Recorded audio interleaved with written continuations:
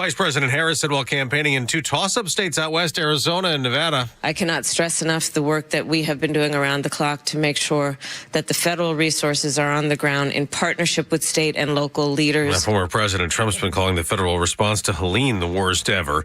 He campaigned in Michigan, saying in Detroit he wants to boost the U.S. auto industry. As part of our tax cuts, we will make interest on car loans fully deductible. Harris got support from another former president. Barack Obama rallied in Pittsburgh, Pennsylvania, saying we can't have 4 more years of Trump division. America's ready to turn the page. Some people are recovering in Colorado after being trapped at the bottom of a former gold mine 500 feet below the surface. It's now a tourist site. They were there for hours after an elevator accident that killed one person. They finally were brought back to the surface near Cripple Creek after fixing the elevator problem. America's listening to Fox News. If your approach to everyday aches and pains is to mask them, feel better for a few hours only to have the pain return and then repeat the cycle all over again, it's time to try Relief Factor. And the good news is Relief Factor makes that easy. Their 3-week quick start is just $19.95, less than $1 a day. Instead of masking pain, Relief Factor helps eliminate it. How? Well, its unique formula of ingredients helps support your body's response to inflammation. Relief Factor was developed by doctors. It's 100% drug-free, and for so many people, the results are game-changing, even life-changing. So give it a try. Right now, their 3-week quick start is just $19.95. Go to ReliefFactor.com or call 1-800-4-RELIEF.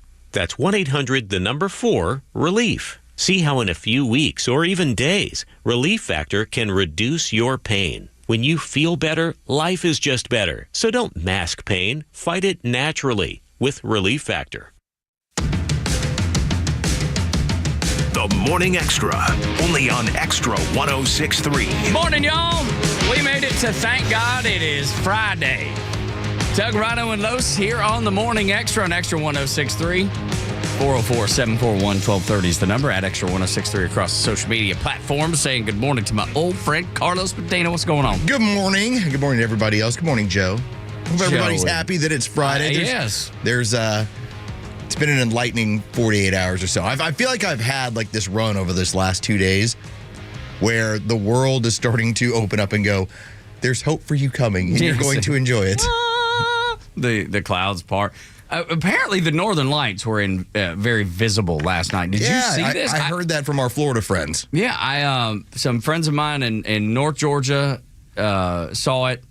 They were posting pictures. It was just like rapid fire pictures. Showing up on social media, and then in South Carolina, and then up in Tennessee. And then some down in Florida. So apparently it was quite visible, but these pictures are stunning. Yeah, it's pretty radiant light. Yeah. I didn't even know about that. I don't know how I missed that altogether that was going to be a thing. Well, you're so cityfied. I guess there's no way you're going to be able to look up in the sky and see anything. I reckon I got trees blocking, everything. Y'all reckon y'all got too much light out where you're at. No, it's trees, man. We can't see nothing. We can't see the sky for all of the trees, which I like. It does give you a little bit of a woodsy feel, even if it's in the neighborhood. When we're in the Florida Panhandle, the amount of stuff that you see because there's just not a whole lot of light, it's just dark. Our whole area just goes dark at about 7:30, 8 o'clock. Yeah. And so if there's something in the sky, you'll see it. Dude, I tell you, one of the funniest things is in a different direction, but Jacob had went up to this workout at Radford University, and we had stayed at a friend's house in Roanoke, which was about a good 45-minute drive away from Radford. Yeah, you're up in the Virginia area at this point. Southwest Virginia is just absolutely gorgeous. It's one of my favorite places in America. I think it's one of the prettiest parts of the country. And my son looks up at this vast open sky. We're standing on the back deck of his Southwest Virginia home. And it was kind of like that. He was like, good God. He was like, I've never seen so many stars in my whole life. Paul, there's so much fire up there. Yeah, right. But it looked like diamonds. It was so bright and so beautiful and vast and so many. They were sitting on top of each other. There were so much. I've never seen, I have because I've been to Southwest Virginia a bunch, but he had never seen that many stars. He was like, we don't have this in Atlanta. You know, it was just absolutely. Why are you gay? I don't know. because I noticed the sky. I'm gay. What? I told you, space is dumb. Yeah, I know. But no, it's an experience when it finally happens to you. When you go, wow, that's actually pretty. Because again, I've never seen the Northern Lights either. No, man, no, but and this I've just seen pictures. I've never experienced it for myself. But this was just the vastness of it. Just looks different. Have y'all ever been up there? And Florida has it to a degree. Florida has it when you get into the remote areas. They always talked about the Big Bend area, where you have so much of it is the forest industry, and there's just not a whole lot of civilization out there.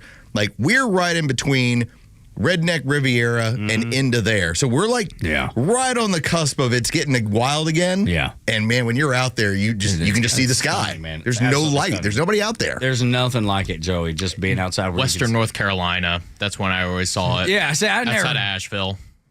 I never spent a lot of time up there, but I mean, I know it's beautiful. I've just never, I hear App State's campus up in Boone. Boone is one of the best. And their baseball field is. Yeah, you see pictures of it all the time. Right when the leaves are changing. And it looks like a painting, real. By the way, that's a pain that's already started in my backyard. What's that? All the leaves are coming down. Now, it's a great time of year, and I know that Tug doesn't care for it because he wants to be Bohemian. Yes, that's right. He wants to live in the Bahamas and do his thing. Yes. That's right. All that's correct. Okay, I like all of this, except I got to deal with them leaves, man. Yeah, there's so much in the backyard right now. There's a bunch of them come down, but you get one of those little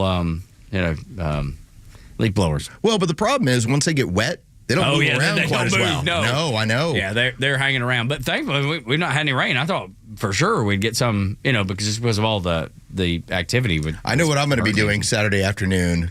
Watching football. Probably right in between the Georgia Tech kickoff as they're finishing up their game and before Georgia plays. I'll probably be out there trying to get rid of the leaves. Goodness gracious. At some point, I just give up. I was like, just forget it. You turn into that guy? Just lay on the ground and whimper? Well, but it's just, we have so many trees that there's just no, we have like the tiniest strip of grass up the top of the yard, and everything else is sloped downward toward the house. And it's all trees. So there's no grass that grows there. So it's all mulch. And then there's the sidewalk in the house. And then there's the tiniest little patch of grass on the right side of our driveway that goes down the hill, and then right behind the basketball goal. That's it. And so I take care of that, obviously, but everything else, there's no way you could ever get all the leaves. There's just no way. It's just vast. It's just a little maintenance. Yeah. I just try and make it look like I've done something. Same thing, just so my neighbors say he's given us a little bit of effort. No, and it's funny. Just don't need that letter from the HOA, those totalitarian bastards. Yeah, they're no good, dude. The HOA. And our HOA is next level. I don't know about y'all, but our HOA is awful to deal with. It's when you recognize that not everybody needs power. Right, because and it reflects, it really looks like somebody that might run for president on the Democrat side of the ticket. That's who runs HOAs. That's what you learn from your HOA, that not everybody needs power because they don't all use it correctly. Yeah, right, and have no desire to. It's more about because I told you to. It's almost like a parent, and when they don't have the good answer, they just because I said so, and that's the way it is. Did I ever tell y'all the story about the lip of our driveway?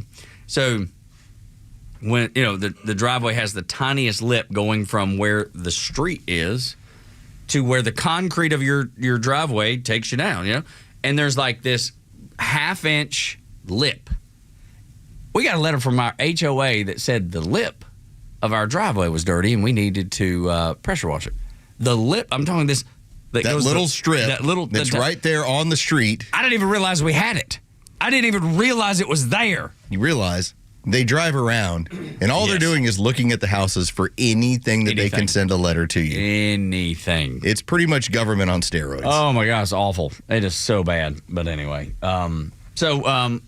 it sounds like you got plans for the weekend. Joey, you doing anything good? Gonna watch football. There you go. That's me too. Pretty much it. Yeah, I plan to do that as well. By the way, we've moved into the education phase of this political season. What do you mean? The reason why is that I had this discussion with my wife yesterday, and I was telling her about what I was planning on doing for the show. Okay, yeah. And then she asked me a question, and I went, wow, we do have an opportunity in the next 20-some days to actually flip more of these Democrats who are now starting to kind of pay a little bit more attention. Are you thinking there's a chance? I'm just saying that if you want to have a monumental win, it starts with talking to people like my wife and explaining to them that, and here was the point. This all goes back to, I was listening to Joe Rogan podcast, and he had Michael Schellenberger on there, and he was one of the, along with Matt Taibbi, they were the two journalists that were given the Twitter files. That's right. And he talked about how in the 90s, as a guy who was, that's the time he was growing up and where his political beliefs came from, he said he was anti-war, anti-censorship, pro-gay rights. And he basically brought up, and now, if I'm looking for anti-war, it ain't on my side. Yeah. If I'm looking for anti-censorship, it's not on my side. And he says, and what my side is doing is taking any gay adolescent and saying, well, let's go ahead and chop off your unit. Yeah, right. Or remake your body. He goes, that is how you've lost these people. My wife, when I was bringing this up with her last night, not that part, I was just talking about what I was going to get into the show. And she said, wait, like, aren't the Republicans like pro-big pharma? What? Yeah. So a lot of this is now over the next 30 days, man, talk to the people you can talk to. Because they don't know. They're checking back in, and they're curious, and they're wondering, and they're surprised that we're anti-war. Oh, my God. And that we're not pro-big pharma. And that we are the people that are saying, here, this is what we need to do to change America moving forward in the interest of our children's health, in the interest of our overall country health. And the Democrats are listening, but they don't know. This is fascinating. I know. To me. Think about that. By the time I laid it out for her, she's kind of sitting there going, really? It's like, yeah. I was like, look into it for yourself. Trust me. I was like, look at the donations, where they're coming from. Yeah. I was like, big corporate, big pharma, all of these people that are pushing the censorship issues, they are not on our side. Without a doubt. I mean, just listen to what RFK said. I mean, he said the party of Democrats being with the working classes, long gone. He's laid that out. He's like, if JFK was a politician today, alive today, running for office today, he would be a strong Republican. There's so many things that have altered, and mostly in the era of Trump, since we hit 2016, and so many things that have now changed within our political landscape, that if we're not able to explain to these people who are largely anti-war, anti-censorship, pro-gay rights, that this is what this party is now doing in the interest of totalitarianism, wake them up a little bit. Because they're like the ones that pay attention to this show, you're the 1%. You're the ones who get it. Right. My wife had this dose of reality of going, I thought like y'all were on board with all this stuff. I'm like, no. Well, but she lives in the home with you. Like, how can she doesn't confuse pay any that? attention? She thinks that you know what? Here's the fun part. She thinks that I am the anti-vax, anti-big pharma anomaly. Okay. And that I'm the only one on this side that is pointing these things out. Not realizing that, for instance, the biggest podcast in the world, Tucker Carlson, was singing the song long before it. The next biggest podcaster in the world, Joe Rogan, who isn't by any means a conservative or Republican or anything else, and he's singing the same song. I'm like, we're all singing this song. It's only this one other side that isn't. And it probably comes back to a lot of the censorship, right? A lot of censorship. Because anytime you type, if you go to Google, if you make the mistake of using Google, and you type in whatever the topic, you're going to get the narrative fed to you. And if you're looking, it's going to tell you exactly what your wife believes and what many of, I'm sure, people in Atlanta and around the country believe, because every article echoes the same thing. And that's the red flag for me. Anytime everybody's saying it, the exact same thing, and there's no variation at all, that throws up my flags. I'm like, I don't know about this. I'm going to set you up for this piece of audio because, again, had another fun bar conversation. The girls had volleyball so early yesterday, and I wanted to watch a little bit of the Tigers, getting to play the Guardians, getting to play a little bit of that baseball game. So I went down the road. I got to watch like the first 3 innings before I came back. Right. And the bartender in there, he still remembered me from like, I think 2 or 3 weeks ago. Remember when I told you about that one woman who was ultra liberal? Yes. Who was starting to argue with people at the bar? Yep. Well, I sat down and he brought a beer over to me. He's like, I just want to let you know we had to kick her out the other day. Wow. Okay. So again, I had not been in there in 3 weeks. Sat down. He brings a beer. He said he was going to buy me. And he's like, we had to kick her out. And I was like, so what precipitated all this? He goes, she started looking at me. And then she started saying, you think you can say whatever you want to me because you're brown, right? What? Her entire mentality was, because he's a minority, he must be able to say whatever he wants to people because under her rules. Yeah. That's the way it works. That's the way it works. Right. So take a listen to this piece of audio. All right. This is when you're starting to try and draw the lines of delineation between who Joe Biden is and who Kamala Harris is. And this is the only thing this person sees. Vice President Harris has been asked repeatedly how she's different than President Biden, and some people think she's been tripped up by answering that. How do you think she is different than President Biden? Well, first of all, whatever the differences is between them, it's not nearly as vast as the difference between her and Donald Trump. She's obviously a woman. She is a woman of color, and she is of a new generation. So she is not Joe Biden, as much as they want to try to make her Joe Biden. But she was and is part of the Biden administration. She's a woman of a new generation, too. Don't forget that part. What, is it like Pepsi and Coke? Exactly. What the hell does that even mean? She's a new generation. She's a 60-year-old lady who is from the radical left, the radical baby boomer generation of crazy people that took over California and started running it into the ground. But it's fascinating that he can't answer the question that she can't answer. Now, find me a Democrat that can actually answer that question, because I've not seen one yet. It's not that difficult a question. It shouldn't be. And what did the woman at the bar and what did he fall back on? Color. Yeah, woman of color. But because that's the defining tactic by which they go to everything. Yep. And that's the lens that they see life through. It doesn't matter. Everything has to fit through that lens, and until you realize it does, then you can't understand where they're coming from. Drunk liberal cat lady is looking at the bartender and saying, the only reason he can say whatever he wants to me is because he's a man of color. And it's funny that she subscribes to that. And then she was angered but was pissed about it. That's exactly right. Dude, it's fascinating. You learn a lot when you start kind of look at things and go, just listen. But I see it with my Aunt Peg. You know, I see it with her, and as much as I love her, you can see, because she's made some comments like that before, and you should see my son's face. Yeah, like, oh because my God. We've not raised him to think like that. We treat everybody with love and respect, and that's always been the case. Like, it's, if there's some kid sitting at the lunch table by himself, go sit with that kid. Mm-hmm. Be the better person that genuinely reaches out and extends the olive branch and cares about people. And when she said some of the things that you're describing, my son's face, and then he asked me about it. And this was not that long ago, maybe a year ago, and we're driving home, and he was like, Dan, let me ask you a question. Wait, isn't Aunt Peg supposed to be the charismatic one who loves people? Well, but see, he doesn't even realize the politics of it, right? He just knows something is not right about it. Right. And that's what happens. You have to subscribe to this cult that puts people into boxes all the time. And that if you see people as individuals, obviously created by God with individual rights and individual freedoms, there's something wrong with that, right? Oh, yes, of course.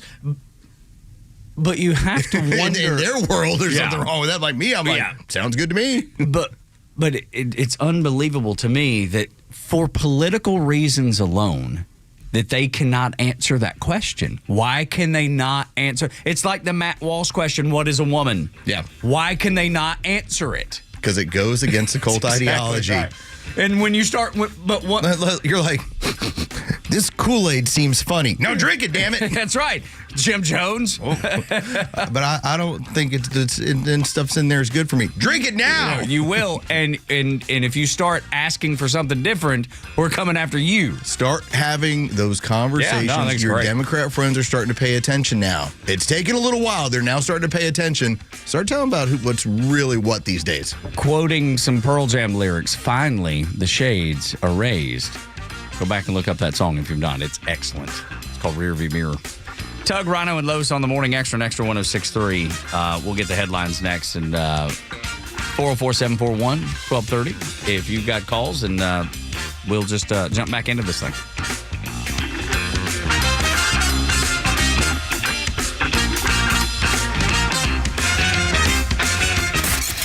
The legend Neil Bortz is only on Extra 106.3. Hey, it's the camera. How's it going? Here's what you missed from the Talkmaster.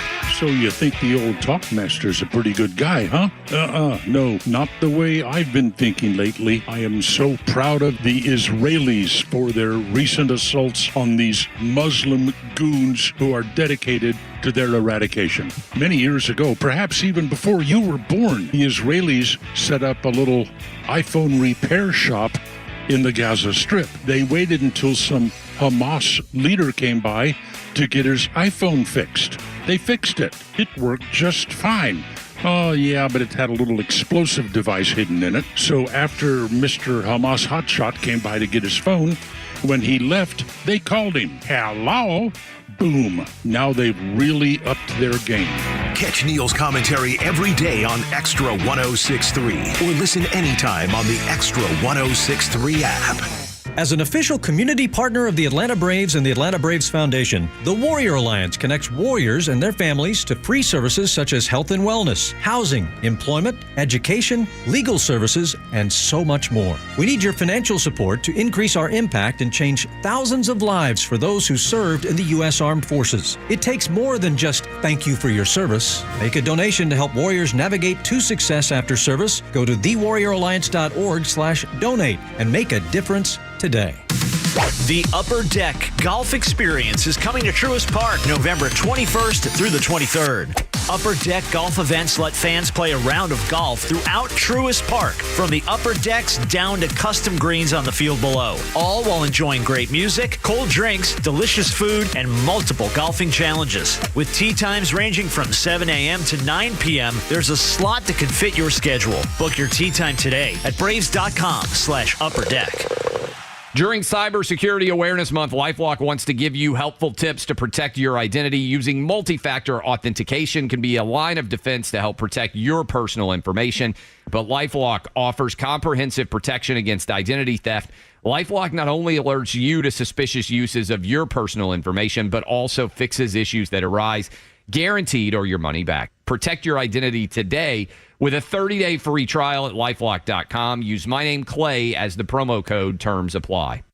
Get ready for unfiltered conversations on The Janelle King Show, where we tackle the topics that you won't hear at your family gatherings, but they're absolutely crucial for a strong republic. Don't miss us live every Saturday at 3 p.m. and every Sunday at 9 a.m. right here on Extra 106.3. But if you can't tune in, that's okay. You can catch new episodes every Tuesday on the Podcast Park or wherever you prefer to get your podcasts. Join us for these discussions, and I can't wait to meet you there. Years ago, when I first started to feel pain in my hands and my joints, I did what most people did. I masked them, to feel better for a few hours, only to have the pain return and then repeat the cycle all over again. Not until about a decade later did I understand that there's a better way. It's called Relief Factor. The good news is, for you, that you don't have to mask your pain anymore. Relief Factor makes it easy to get rid of the pain completely and naturally. Now, they have a 3-week quick start. It's $19.95 for less than $1 a day. Instead of masking the pain, try Relief Factor. Well, it's a unique formula of ingredients that helps support your body's response to inflammation. Relief Factor was developed by doctors, and it's 100% drug-free. And right now, their 3-week quick start is $19.95. Go to ReliefFactor.com. Call 800-4-RELIEF. That's 800-4-RELIEF. See how in a few weeks or even days, Relief Factor can reduce your pain. When you feel better, life is just better. So don't mask the pain, fight it naturally with Relief Factor. The stories that matter to you. These are your Georgia headlines. Presented by RBM of Atlanta, your Mercedes-Benz connection since 1964. These are your headlines for Friday, October 11th, 2024. Early voting is just around the corner in the state of Georgia. Beginning on Tuesday, October 15th, that'll be next week on Tuesday, early voting will begin in the state of Georgia and will extend until Friday, November 1st. Election day still remains Tuesday, November 5th. Attorneys for Jose Antonio Ibarra, the man accused of murdering Laken Riley while on the campus at the University of Georgia, are set to be in court as of this morning, as they have filed a number of motions in order to get some evidence and some additional information looked at to whether or not it will be part of the trial that will be coming up next month. Hundreds of paramedics are departing from DeKalb County. They're going to be headed to the Carolinas as well into Florida in order to help storm victims of the two most recent hurricanes. College football action beginning tomorrow at noon. You will have Georgia Tech at North Carolina. That's going to be that noon kickoff. You can check that out on our sister station, 680 The Fan. Then 4:15 in the afternoon, you'll have Mississippi State visiting Georgia. Again, a 4:15 kickoff. Doug Rhino and Losa on the Morning Extra on Extra 106.3. The media blitz. You saw it. I saw it. We all saw it. She went to softball interviews, and she botched every one of them. She couldn't do The View. She couldn't do the Howard Stern show. She couldn't do Colbert. The toughest thing she faced was CBS and 60 Minutes. And when she botched that, they edited it to make it better when they put it on the air, when they actually aired it back. I'm glad I wasn't crazy. No, you weren't. Of course not. I was looking at it that Monday morning going, this doesn't, why does the transcript say this? Or That's Tuesday not morning. what it said, because we'd already played the full real version. And I went back trying to find the transcript going, why does this sound different than what I heard the day before? Because they went back in and edited it for her because she screwed it up so bad. 60 Minutes used to be that one show after football on Sunday nights you would go to because it was good political talk and it was good current events and it wasn't biased or partisan in any way whatsoever. You just got good information and good interviews. Now we see what the media has become, and I think CBS showed exactly why Donald Trump and everybody else don't trust them. Why would you do a debate with somebody who actually edited in favor of another candidate? That is one of the sickest and most disgusting things. I think both CNN and Dana Bash and her interview with Kamala Harris at CBS with theirs need to release the entire unedited film so we can actually see who this person is. You want us to vote for someone? Never going to do it. Exactly, because they're protecting her. That's what the media does. Well, they need to be more specific as to who exactly was responsible for doing what. But that would be asking, I think, quite a bit. Yeah, they're never. Who are they going? Well, look, they may actually some low-level producer that is not the face of the organization. They can cut that person, screw them over because they're a casualty that they're willing to accept. I want you to take a listen to this. So this ends up being CNN. And this was yesterday as they're trying to look at, all right, where's the polling going in the battleground states and what is the buzz that now that Kamala has done her media tour? Take a listen to their response. And this goes back to, and this is the phrase that was Rhino used it even yesterday when he said, I don't think it's moving the needle. Take a listen to what CNN was saying. This has been a campaign that was described by multiple Democrats, allies, aides, to the vice president as a good vibes campaign. But what's also creeping in now is that anxiety. The reason for that is because these polls are not really moving. Despite multiple battleground blitzes, despite the opportunities she has had across media outlets, there is still not a lot of movement from voters who are moving more towards her versus former President Donald Trump. In fact, I had one source describe it to me this way, quote, people are nervous. They know the polls are tight, and a lot of us are having these flashbacks to 2016, too. I believe that what we're seeing in Georgia, we're seeing in these other battleground states. Kamala Harris has spent a crazy ton of money here. Wild amounts of money. Every single time you put on the television, she's on. When you put on the radio, she's on. And it's not doing anything for her. Yeah, the needle's not moving. But I love the way that woman on CNN said the opportunities that she has had for media exposure. Dude, she could be on any network, on any channel, on any show at any time she wanted to. And yet, they choose The View. They choose Colbert. They choose Howard Stern. Because they know that that's going to be glad-handed. That's going to be, soft skin. It's going to be easy. Everything easy does it. We're not going to expose her for the fraud that she is. She's not able to go on regular news shows and take questions. That's the reason she did 60 Minutes, because they knew they could edit it. They knew it would be done in post. Yeah. She can't do that live. If she were to do that live, can you imagine that? Live? That's election interference and propaganda is what they're using the mainstream media for. This is election interference. You want to talk about misinformation? What misinformation is taking a candidate's words, cutting it to make it sound better for them. That is election interference and misinformation, and all of them should be jailed according to Hillary Clinton. We know that's not going to happen. But here's what's going on with her, because this is when you look at private polling, and private polling is done by all of the Democrats in each of their states, and then also done by these campaigns. All the campaigning, all the polling show the same exact thing from these internal and private polls. She doesn't have a chance. And why? What they're finding out is, number one, she's not likable by a lot of people. She's going to be loved by her base, and that's it. And that's what she's finding. The other thing is she's untested. She has no record, and people cannot explain her issues or her policy moving forward. Nobody understands how she will help them or the American people. This applies to every single one of us. We were never supposed to know. You were never supposed to know that Joe Biden has dementia. He's cognitively incapable of doing the job. You were never supposed to know that. What else you were never supposed to know, and the first 60 days of this campaign is highlighting it, you were never supposed to know how bad Kamala Harris is as a candidate. Right. You spent this entire time of her not doing interviews, not until the battleground numbers got to the point where they went, we have to change direction, we have to get her out there, we have to see if we can make her likable. You were never supposed to know that Joe was broken and that she's a bad candidate. Yeah. And what was going to prevent that from happening? They were going to put her in the basement strategy, just like they did Joe Biden. The wheels fell off the bus. Now they've got to get her out in front of her and in front of the media, and now you're learning it.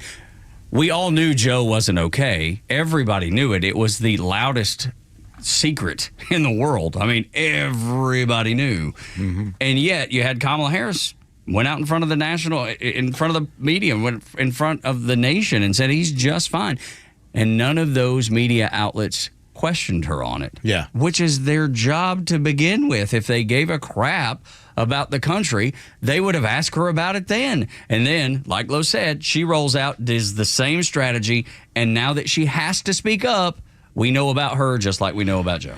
Yeah, I mean, there are some things that you absolutely need in order to win the vote or win the hearts of people. One of them is you got to be likable. She's not. In fact, I think if Joe Biden and you were able to continue to hide his cognitive decline, don't know how they would have done it. Joe Biden's likable, whether you like it or not. I know, you know, and Carlos know a lot more about him that make him unlikable to us. But on the outside, if you're watching the media, Joe Biden's a likable, fun kind of guy. Kamala Harris isn't. But the other thing is, if you're not likable, well, then you better have a reason, like Trump does, to say, I may not like him, but I love his policy. I love his ideas. Imagine if they had just been able to get Joe's drug cocktail just right for the interview, for that debate. Or for the debate, rather. Yeah. For that debate. Yeah. Because we had seen it for months. We've seen it for years. And it's gotten worse, where he would lose track of what he was doing. He would wander off in places. You said, well, those are the signs. Look at how rigidly he's walking. You would have doctors tell you, these are the signs of dementia. And had he just been able to get through that debate, he's then still in this position. And it's probably just as razor thin. I would imagine. And you would have never been told, hey, Joe's not working correctly. His mind is not working right. Yeah. But there was always going to be the big question mark. Even if they got... Now, the media would have still backed it up. Kamala would have still said it. But we would have all still had the same question marks behind Joe Biden because you can't hide most of that stuff. Well, the joke has been on this show that they have managed to turn Kamala Harris into... this amazing, great politician. She's suddenly Winston Churchill, and Joan of Arc is the one I keep joking around about. She's both of these. She's amazing. Yeah. And that lasted for about 60 days before they went, it's not working. Oh, no. Right. It's actually falling off now. Now she has to speak, and now everyone goes, oh, I understand why she doesn't. Well, you can't force someone to like you, right? You can't just, no matter what, you can't, because you come off as phony, and that's what she does. She wasn't liked, and you know that because nobody would vote for her on the Democrat side in 2020. Not one person would vote for her. Nobody voted for her in a primary this year, even though there was no open primary. Whether you believe it or not, Nancy Pelosi obviously knows that there was no open primary. She was an installed candidate, so they have to make her likable, and it's almost impossible when she opens her mouth. Well, the weird part for me is that this is playing out in a similar fashion to 2016, but it's when I say it's weird, because Hillary, we all recognized as, all right, she's ruthless, but she's unlikable. And the more she talks, you don't like her. Kamala Harris comes across as, you're just weird. She's bumbling. Yes. Like, I don't get that same sense of, wow, you're like completely cutthroat. Yet, the reason why she has the nomination is because she managed to solidify the Democrat base faster than anybody else could. So it's like, which one are you? Yeah. You know, like you were cunning enough to beat the Clintons and beat the Obamas to this punch, but then when we get you in public, you're not any of those things. That's why I say it's just weird. See, I don't even know that she's able to beat anybody. I think she lucked into it. I mean, it's just every...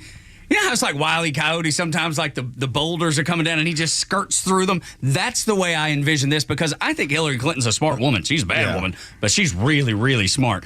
And I think Kamala just skirted through it with the help of Joe Biden.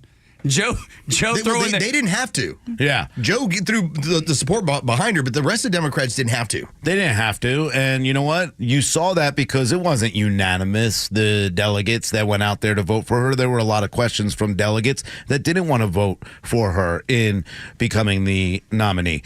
The reality of everything is this, that, you know, again, you have to have policy and you have to be likable to some extent. If not, you better have the best policy ever. Democrats can't tell you her policy. They can't tell you her issues. She is falling flat for a lot of different reasons. She's falling flat because nobody trusts her either. And, you know, you can come out here and you can throw out the hope and change and copy Donald Trump's ideas and Donald Trump's things. But when you run your campaign on, I'm happy, and I'm not Donald Trump, you're going to get the people who don't like Donald Trump. That's fine.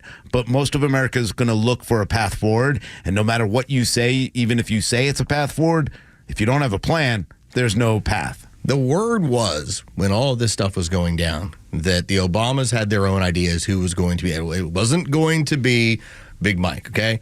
It was going to be Mark Kelly. Yeah. That was who they felt like, this is the person who can win. This is a naval captain. This is a former astronaut. This is a senator from Arizona. This is our winner to carry the party forward. And Kamala beat him, Barack Obama, the rest of that family to the punch, and the Clintons as well. Yeah. Yep. It's so unbelievable to think that Barack Obama, the foundational person in the Democrat Party, was able that Kamala was able to get by him. Yeah. Like, She beat everybody to the punch. But that shows either incredible luck, like my Wile E. Coyote example, No, it's not luck, or incredible cunning, and I don't believe it's that. I think it is. Oh, I don't think it's her cunning. I think it's them. You know what I think this is? This is a litmus test. What do you mean them? The powers that are behind the puppet. Well, but that's Barack Obama. It could be, but I think there's a whole group of it. What I think is this is a litmus test to see how far they could push it. How much can they push socialism and give ideas with no backing behind it? They're telling you everything that they're going to do. It's all socialist ideas. How far can they get? The only way that this all ended up working out was that their DEI policies ended up coming back to bite them in the butt. That sounds it's like we want to go with this gentleman over here. He can win with this. But we can't kick her out. Yeah. But because, and Joe has put us in a tough spot. He's everyday white dude. Yeah. You know? That's what it is. We can have everyday white dude, but it's got to be one that waves with two hands, and it's got to be he's taking the VP role. And you don't pick Mark Kelly, Josh Shapiro, or any of the other really good, strong candidates. Why? They would make her look ridiculous. Absolutely, they would. There's no doubt about that part. Democrats have to pick a dumber VP every time. Otherwise, it doesn't work. From Barack Obama picking Joe says, I'll pick a dumb one. And this one says, I'll pick a dumber one. Yeah, no doubt. And then she has. Did you see her last night on Univision? Holy cow. We'll get into some of that, too. It just gets worse. It's such a disaster. Her entire campaign is a complete disaster. When we come back, indentured servitude is an issue in America. The evidence exposing it.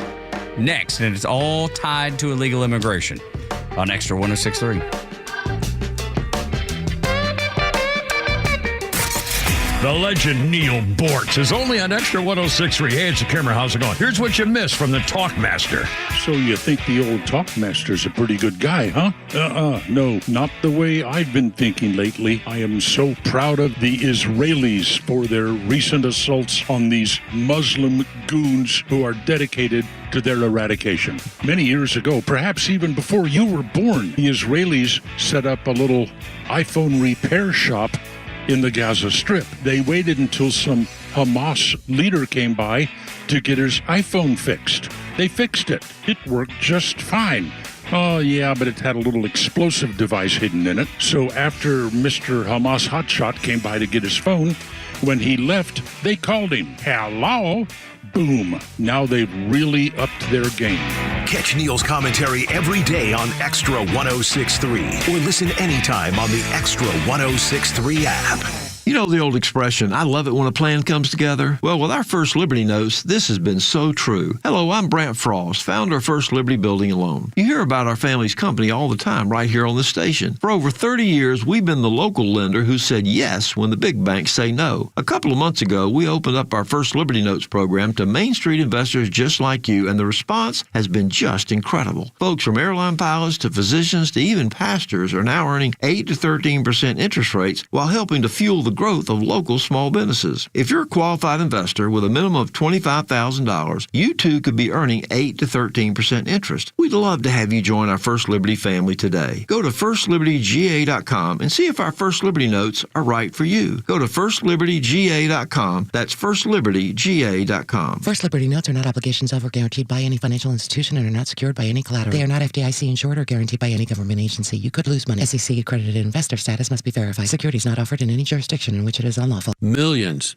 of guys suffer from erectile dysfunction. That's 1 in 4 men. And I can tell you, I'm one of them. If you or someone you know suffer from ED, Peyronie's disease, or PE, here's 38-year emergency room doctor and founder of Total Body Therapy of Georgia, Dr. Eric Deal. Patients who enter my office are often frustrated, hopeless, depressed, and embarrassed. I understand the problem, and I'm going to help you fix it. There are lots of competitors that don't have the credentials that I have. When you go to other clinics, you're not going to see a board-certified physician with the experience that I have. When you come to our clinic, you're going to see me. There's just not one therapy that can solve these complex issues. I'll do a complete history and physical prior to any treatment that we use. Take it from me, Dr. Deal. When it's not hard, it's really hard. Call Dr. Deal for your free one-on-one evaluation and resolve your ED, Peyronie's, or PE issues. Total Body Therapy of Georgia, 404-777-1911, 404-777-1911, online at stopmyed.com.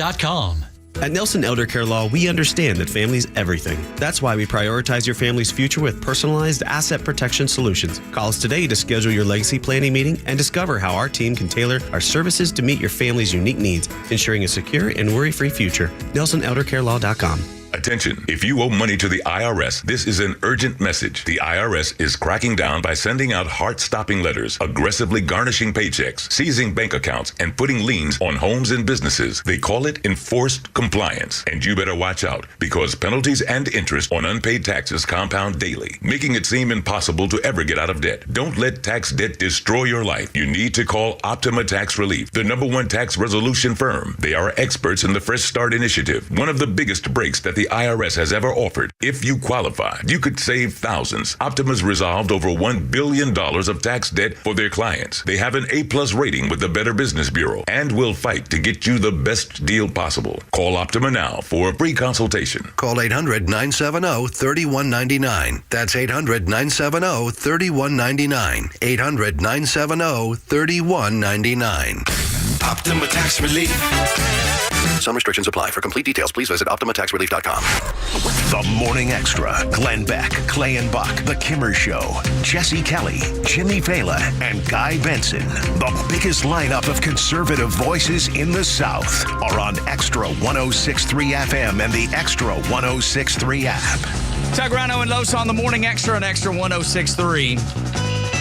This story blew up on social media last night, and it is so deep, but not just social media, because there are local outlets picking it up, but I don't know that the local outlets have put it together quite like Front Office Los has. This was fascinating to see from America 2100. And they're the ones that really dug a little bit deeper into this story. So Charleroi, Pennsylvania is a small town of about 4,500 people. And what happened to Charleroi was you had about 2,000 Haitian migrants that were basically dropped into the town. Now, you're like, well, what does that do to a town? Well, it changes the school system where suddenly, English is now the second language and you have some challenges there. But the New York Times covered this and talked about like, hey, this is what's going on around the country, but it's fine. And there's a man there named Dave Barb, and Dave Barb owns a food packing facility. And he did some interviews with the local, Pittsburgh affiliate and a couple different other ones. And he was like, listen, these people, they're doing the jobs that Americans won't do. Okay? So that's always been the line. How many times do we see that on Twitter? Oh, my gosh. They're only doing the jobs Americans won't do. Not just Twitter, but that's been a go-to line for politicians for as long as at least 15 or 20 years. And so I do point this to the administration, but I tell you, it is with the help of those Chamber of Commerce Republicans. Okay, this is a two-sided issue that is screwing everyday Americans. Why don't you take a listen? This is from the documentary. It's about 1:10, and what they're doing is they have this crew from America 2100. They're with a local resident, and they're following around to show you that there's these houses, and these houses have 10 to 20 people living in them, and they basically have a bus that pulls up, and the bus comes to pick them up, and then they're taking to the food packing facility. So take a listen to as they're explaining what the operation has been. Yeah, we still can't figure out why they came here, Charleroi specifically, right? Not even around it. I'm almost certain it's because of 4th Street Foods and the packing plants. Yeah, that's the only thing that makes any sense. That's where I saw them 15 years ago starting the whole thing. So is that happening here? It's like jobs that would be going to Americans are going to Haitians or other immigrants? Well, yeah, because that's what these staffing agencies are doing. Is they said we can't find people to work. Well, that's a half truth. There's people that would work if you paid them the going wage for the work, but they want to pay less, and so they ended up hiring getting involved with these agencies that bring in these workers. Those jobs that they have, they used to be American jobs, but they decided we don't want to pay $5 more an hour. We'll pay $3 more an hour, and we'll take that off the top, and we'll keep that, and we'll bring in Haitians through this work program. So here's the math of all of it. And I showed this to my wife because, she sees some of this stuff, but, you gotta kind of lay out the math for her. So what they're doing is you have these government-backed staffing agencies that are basically filling according to what these companies need. In this case, these are packing facilities that normally pay the locals $16 an hour. They bring in these Haitian immigrants, they pay them $12 an hour. So when you start really doing the math on that, for instance, this 4th Street Foods, the one that's owned by Dave Barb, he has 1,000 employees. If you start doing the math and you say just the hard math, all right, you're going to save $4 an hour over 1,000 employees over a 40-hour work week. You just saved yourself $160,000 a week. You start doing the math and you recognize that over the course of a year, you're saving closer to about $8 million with your operation than what you would pay if you had locals. Goodness gracious. And that's the game. Of course it is. And that is reflected in places like Springfield, Ohio. Remember, we had the same conversation about Springfield, and it was the dude that he owned many rental properties in Springfield. And then he would tell the people that was renting from them, the people that born and raised in Springfield, we're going to renovate this house, and he would kick them out. And then shortly after, it would be cot after cot after cot in every room. And he also owned a bunch of the factories in town as well. But so it's been replicated over and over and over again. This is what's happening in small town America. This is the way to do it. And it points out within this documentary. It's about 20, 21 minutes. Definitely worth your time if you just want to understand a deeper understanding of why you have these communities that are complaining in the way they are. It's not racism. It's not because it's always disguised as hate. Whoa, it's just hate. Because that is to keep anybody from asking the question. It's hopefully we'll use that and it'll prevent anybody from asking. What happens when you have local business owners? Like, think about the movie Roadhouse. You remember Roadhouse? And Brad Wesley, he owns all the businesses in town. I've only seen the original. All right, that's the only one you need. All right, Roadhouse, Brad Wesley. Imagine Brad Wesley owns a bunch of different packing facilities and he's decided, I don't even need the small town people anymore. Instead, I'm going to get involved with these government agencies. They're going to bring me in new workers. I'm going to save on them. And in the meantime, too, I'm going to reduce the amount of property that's available for the regular homeowners or the regular renter by packing these people into these places. The one that owns this one in Charleroi, Dave Barb, he has been accused of buying up a handful of different homes, converting them to then have a bus service that picks these people up and takes them over to his facility to work. This is the same story. I'm reading, there's an article on News Nation right now that is the same thing. It talks about Bowling Green. The exact same thing. You're seeing it everywhere. And the win-win for the left and the Democrats is we're getting these people in that we're going to replace, the people that aren't going to vote for us anymore. That have woken up and they're not happy. Right. And then replace them with new people that will vote for us. So it's a win for the people that are making the money. And it's not a win for the town at all, but it is also a win for Democrat politicians and probably some Republicans. And the Chamber of Commerce Republicans are right there with it. Right. This is a two-side. This is a bipartisan issue that we should be talking to each side about and saying this is not good for American workers. It's artificially, by government design, driving down wages in small-town America. In small-town America, especially when it comes to their facilities that they have, whether it's been automotive or whether it's been, in this case, it's a packing facility, sometimes it's an air-conditioned company. Man, the town can go under when something goes wrong with those businesses, wages or otherwise.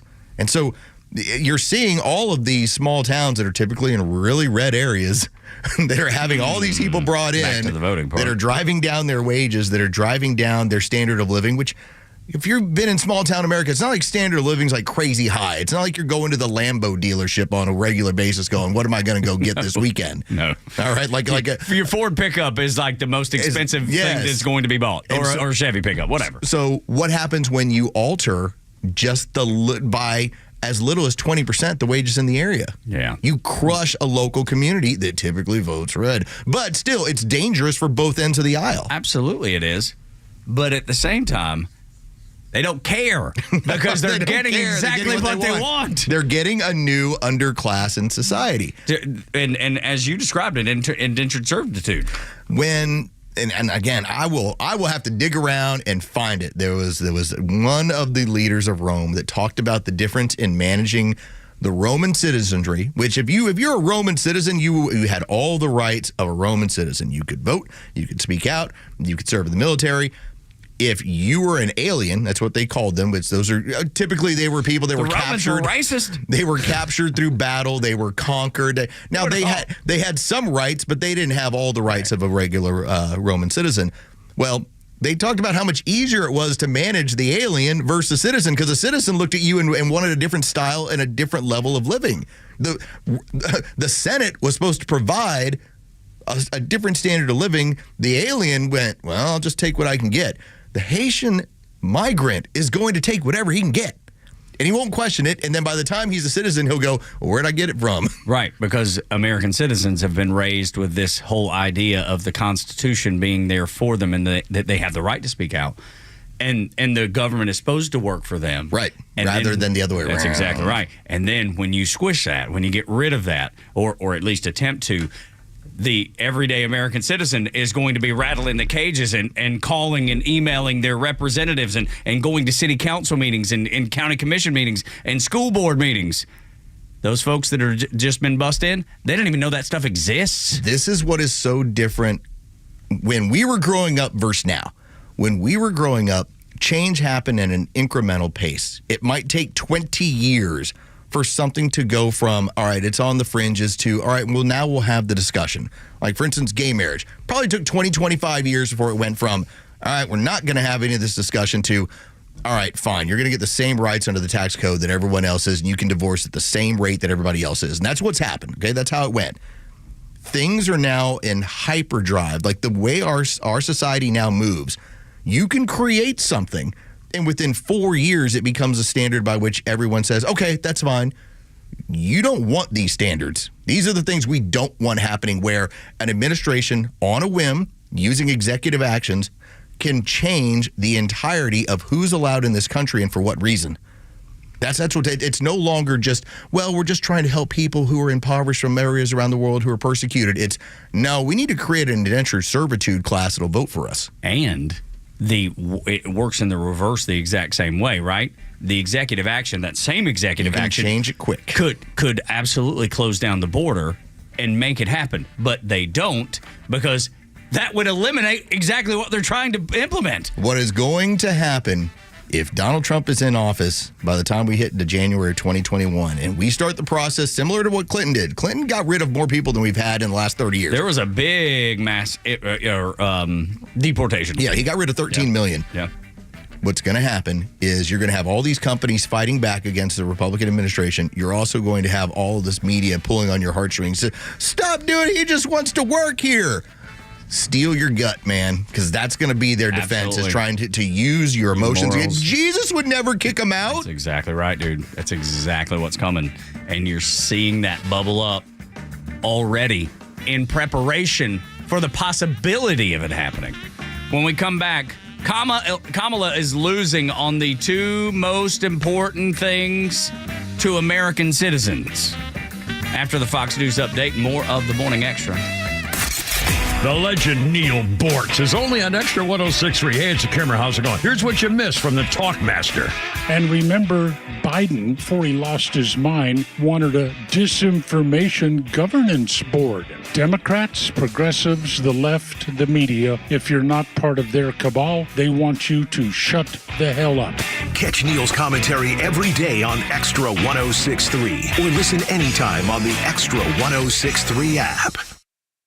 Lee Brandt Jewelry and Watch Company, where quality and value make the difference. Locally owned and located in Sandy Springs, offering you the finest selection of unique diamonds, sapphires, rubies, and emerald jewelry, as well as other fine gemstones. Lee Brandt Jewelry and Watches has been servicing Rolex watches for over 30 years, and their Rolex-trained watchmaker will service your watch in their state-of-the-art Rolex service center in their store. Lee Brandt uses only genuine Rolex parts, and their estimates are free. Drop by Lee Brandt in the Trader Joe's Shopping Center in Sandy Springs or visit LeeBrandt.com. I know it doesn't feel like it right now, but the cold air is coming fast. That means a couple different things to me and you. Energy bills will be rising and company coming over for the holidays. Dan Watkins here with all Four Seasons garage, entry doors, and windows. It's time to get your house ready for the winter air and your holiday visitors. The good news is that we have you covered for every opening in your home. So call us today to set up a free estimate with one of our amazing sales consultants. They'll help you pick out the perfect garage door, front door, and windows for your home.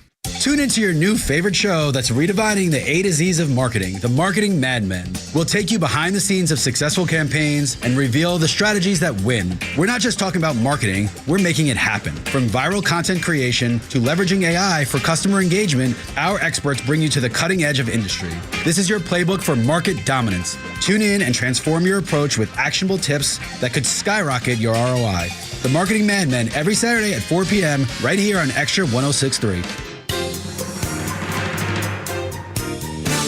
This is House Call for Health. A recent survey reveals just how many kids stress about school. A Nemours Children's Health Survey says nearly 2/3 of kids, 64%, ages 9 to 13, have worries about school. And those worries range from being bullied by other students to not being invited to other kids' social events like parties, worrying about their grades, or even having separation anxiety from parents. Homework is also a major stressor, with about 60% of kids saying they worry about that. Experts say the best thing parents can do to connect with their child is to help them with their assignments and ask them specific questions like, what did you learn today?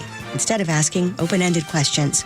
You can get more information on the study and resources for parents and kids at nemours.org. Or for more health news, go to foxnewshealth.com. House Call for Health, I'm Lisa Brady, Fox News. Securing America. The U.S. military continues to feel the effects of Hurricane Milton. U.S. Central Command and MacDill Air Force Base in Tampa remain evacuated. Pentagon Press Secretary Major General Patrick Ryder. Both commands continue to operate out of multiple locations, ensuring no degradation to operations. Ryder says the priority is ensuring the personnel that serve there have what they need following the storm for their families to recover. Meanwhile, more than 11,000 National Guard troops are now assisting with cleanup in both Florida and North Carolina, where the recovery from Helene continues. Ryder discussed the goal of the military members on duty there. You need to do this in a way that's synchronized and integrated with a broader effort in order not to create additional problems in the midst of a crisis and an emergency. General Ryder says the aim is to be supporting solutions as problems invariably come up. Kevin Uretsky, Fox News. WFOM and W292 EV Marietta, a Dickey broadcasting station. This hour is presented by Van Sant Law, vansantlaw.com.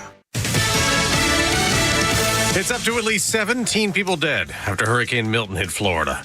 I'm Dave Anthony, Fox News. We're working very aggressively to get the roads cleared, get the power back on, and start bringing in all the resources we need so that our community can start trying to get back to normal. Jody Fisk, Director of Public Safety in Manatee County. The damage extends from Florida's west coast, where Milton hit first, to the east coast, where there's tornado damage. I am right outside of the Avenir community in Palm Beach Gardens, Florida. Fox Weather's Kendall Smith out surveying this morning what a twister did there. And it is significant damage. There is quite a bit of debris around me, lots of metal, lots of concrete. There were approximately 100 homes that have been damaged in this community. Milton also caused storm surge flooding on the coast in some areas already damaged 2 weeks ago by Hurricane Helene. Milton's rain also has rivers rising, leading to water rescues and more flooding, and there are still about 2.5 million power outages.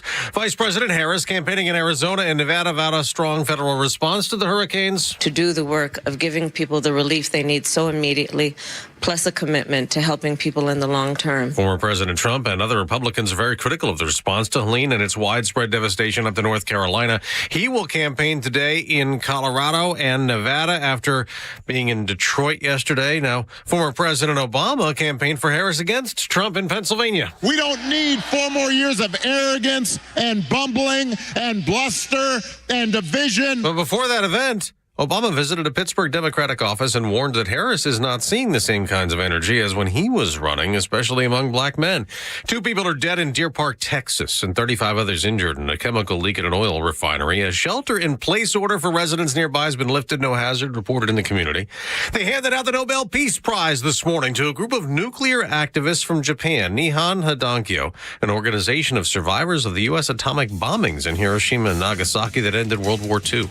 America's listening to Fox News. If your approach to everyday aches and pains is to mask them, feel better for a few hours only to have the pain return and then repeat the cycle all over again, it's time to try Relief Factor. And the good news is Relief Factor makes that easy. Their 3-week quick start is just $19.95, less than $1 a day. Instead of masking pain, Relief Factor helps eliminate it. How? Well, its unique formula of ingredients helps support your body's response to inflammation. Relief Factor was developed by doctors. It's 100% drug-free, and for so many people, the results are game-changing, even life-changing. So give it a try. Right now, their 3-week quick start is just $19.95. Go to ReliefFactor.com or call 1-800-4-RELIEF.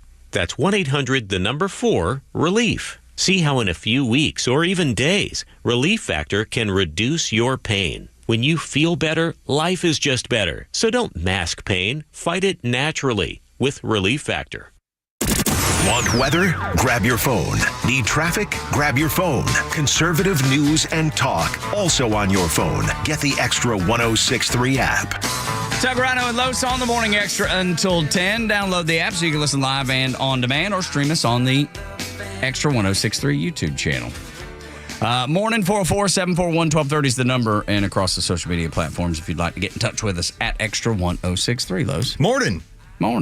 I feel like this is because it's always a Friday show, and Friday shows always have that extra energy to them. Yeah, you got a little pep in your step because we're all like the weekend. The football on the way. And for those of you that are on the road and you're getting ready to get into the office, maybe 8:00, just remember it's that first cup of coffee. It's that first conversation where everybody kind of gives each other the look of like, we made it here, man. It's Friday and it's football tomorrow and football all weekend. Yeah, this is good times here. Top of the mountain, and it is good. I remember Beavis and Butthead. That was the thing. Beavis, we've made it to the top of the mountain. We've and made it it. Good. And it was usually when they were looking at boobs or something. That's usually the way it went. God, I love that show. That's one of those shows, man, that still to this day holds up for me. I don't know that it holds up for everybody else, but for me, because I loved it so much, it does. I like that Mike Judge was and has been such a wonderful person as far as between the animation and then some of the movies he's made of reflecting what just common people think. Like, again, the idea of common two dumb teenagers, yet they illuminate the ridiculous things of society. Right. king of the hill. It's part of. It's just a regular propane dealer in Texas. And here's what I'm dealing with. But then idiocracy, office space. When the regular American worker who shows up on Monday going, nobody cares about me, and I'm just a cog in the machine. Dude. Like that's always been Mike Judge's just ultimate talent. And it kind of pulls you back into that whole thing about Friday. We made it. Even though I'm just a cog in the machine, it's Friday, and by golly, they can't stop me from not working for the next 2 days. I would typically leave here at 10 a.m. and go, yeah, here we go. All right, they threw in a 10:30 meeting. Yeah.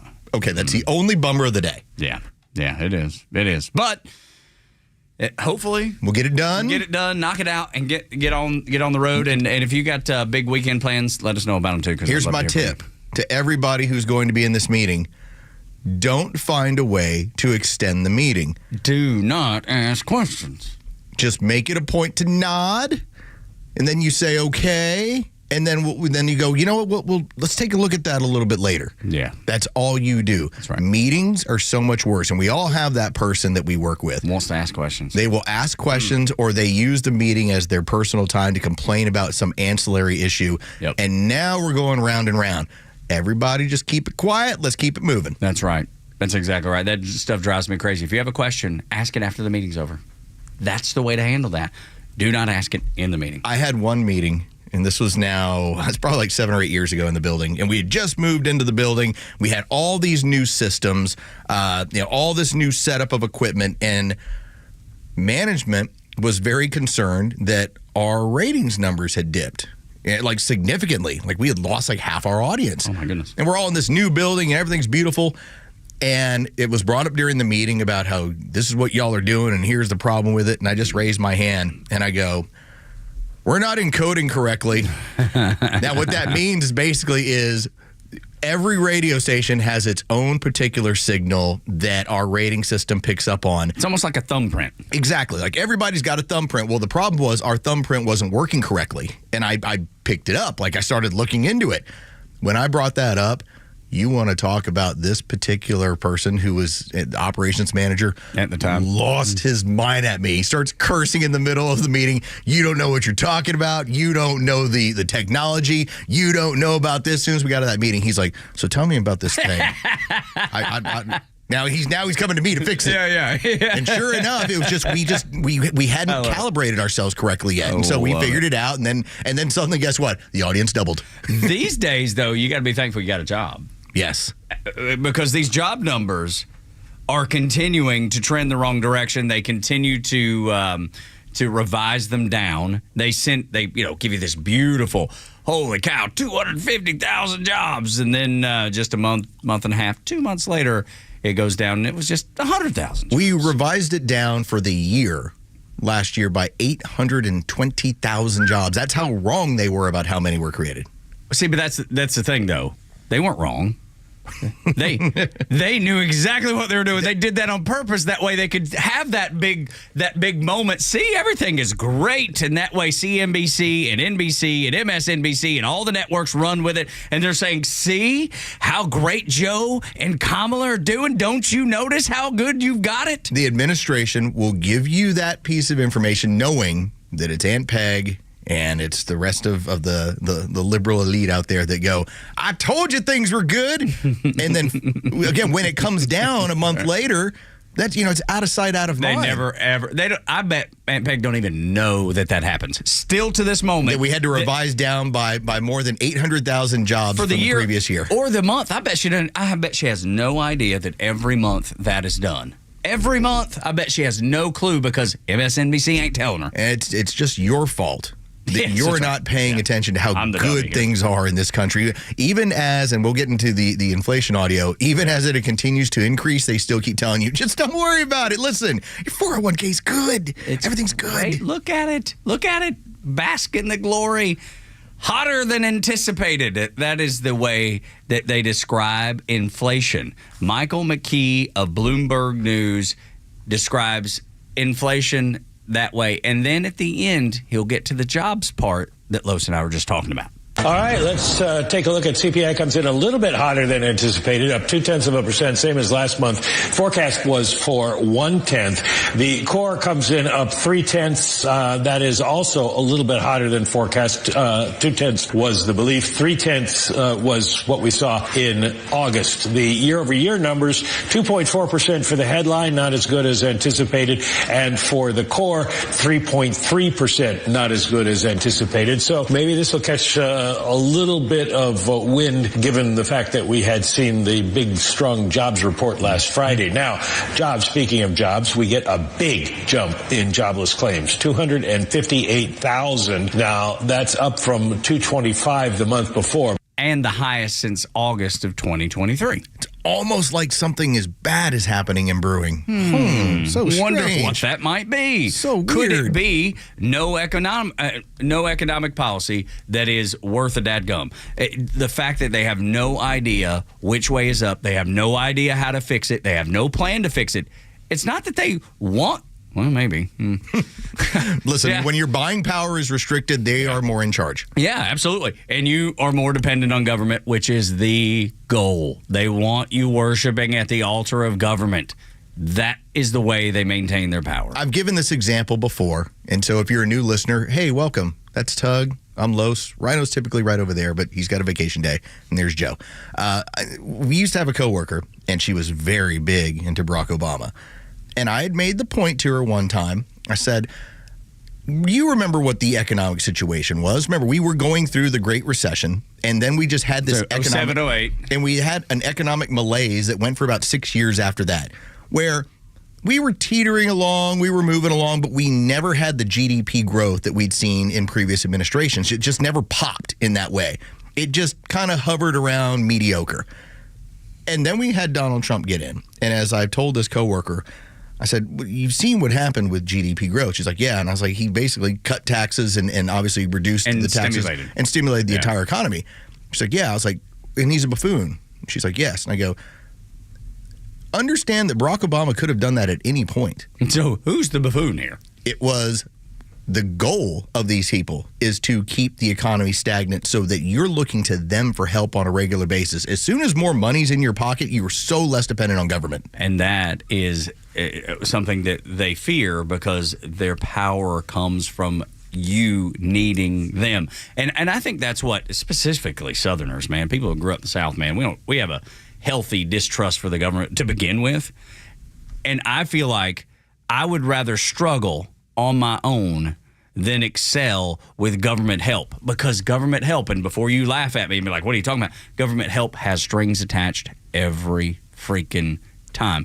Nothing is free. And anytime you think it's free, you are kidding yourself. You're joking yourself and putting yourself in a bad situation. So Goey Virgin River, the captain, Joe has been living at home and saving money because he's going to do this responsibly. He wants to have money set aside for when it's time to get out on his own and do his own thing. When you have Kamala Harris talking about first-generation home buyers, and I'll give you $25,000, I think Joe would perk up and go, oh, okay. Because it sounds great.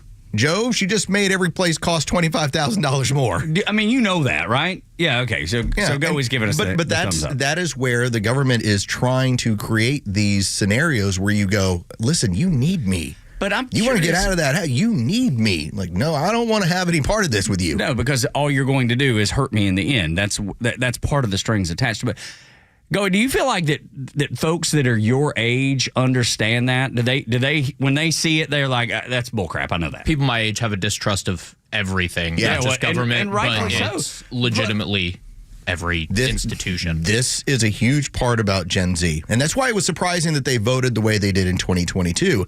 But I think they have made the quickest adjustment in the last 2 years of going, absolutely, I'm getting hosed here.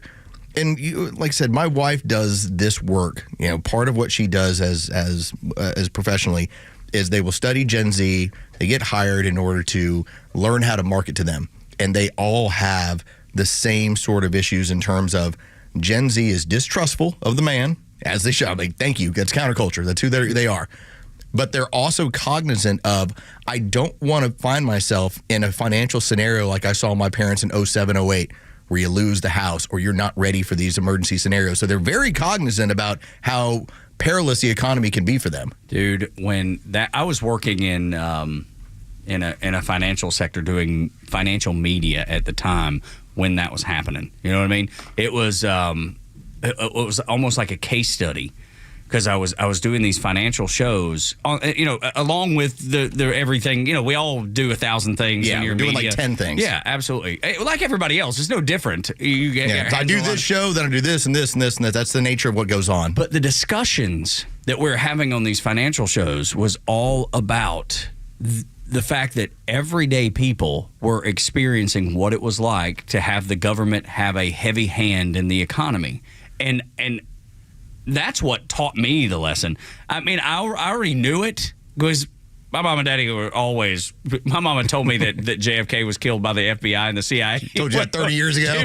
I'm talking. I was knee high to nothing. Yeah. She didn't trust anybody, and she's like just like Goey talking about. But to hear these financial advisors that we would do these talk shows with, they were like, understand the heavy-handedness of the government and what their goal is. And now fast forward, and I'm seeing it play out every day. It was like they were warning me then and warning anybody that was listening to their shows. And you can say these dudes are making money off the back of people, they're financial advisors, they're sharks or whatever. Maybe that's true, but they ain't stupid. No, there has to be liquidity in the market for them to make money. If you have, and in this case we've now seen, and for everybody to be honest, between 20 and 30% is the rise in different goods and services. For instance, your eggs are up by, I think it's like 24%. All right, your meat is up by like 28%. Some of your other stuff is closer to 30. When that happens, and so that grocery bill goes from $200 to $350, suddenly you don't have the liquidity to let me invest a little bit more. Let me put a little bit of extra money aside. That is why those financial advisors will bring that stuff up and say, we are on the precipice of a problem, and this administration continues to basically act like there is no problem. And they see it under a microscope because they're dealing with individuals every day, and they're saving, and most of them have retired, so and probably have saved well, most of them. But what used to go really far, let's say like the standard is, I'm going to have $1 million saved, right? Financial advisor already tell you that's not enough. No, you better have two. You better have two. And why? Because everything is twice as expensive as it used to be. And that's the thing that scares me to death about what's happening right now, because I think we're in for a tough road ahead when it comes to the economy and finances and jobs.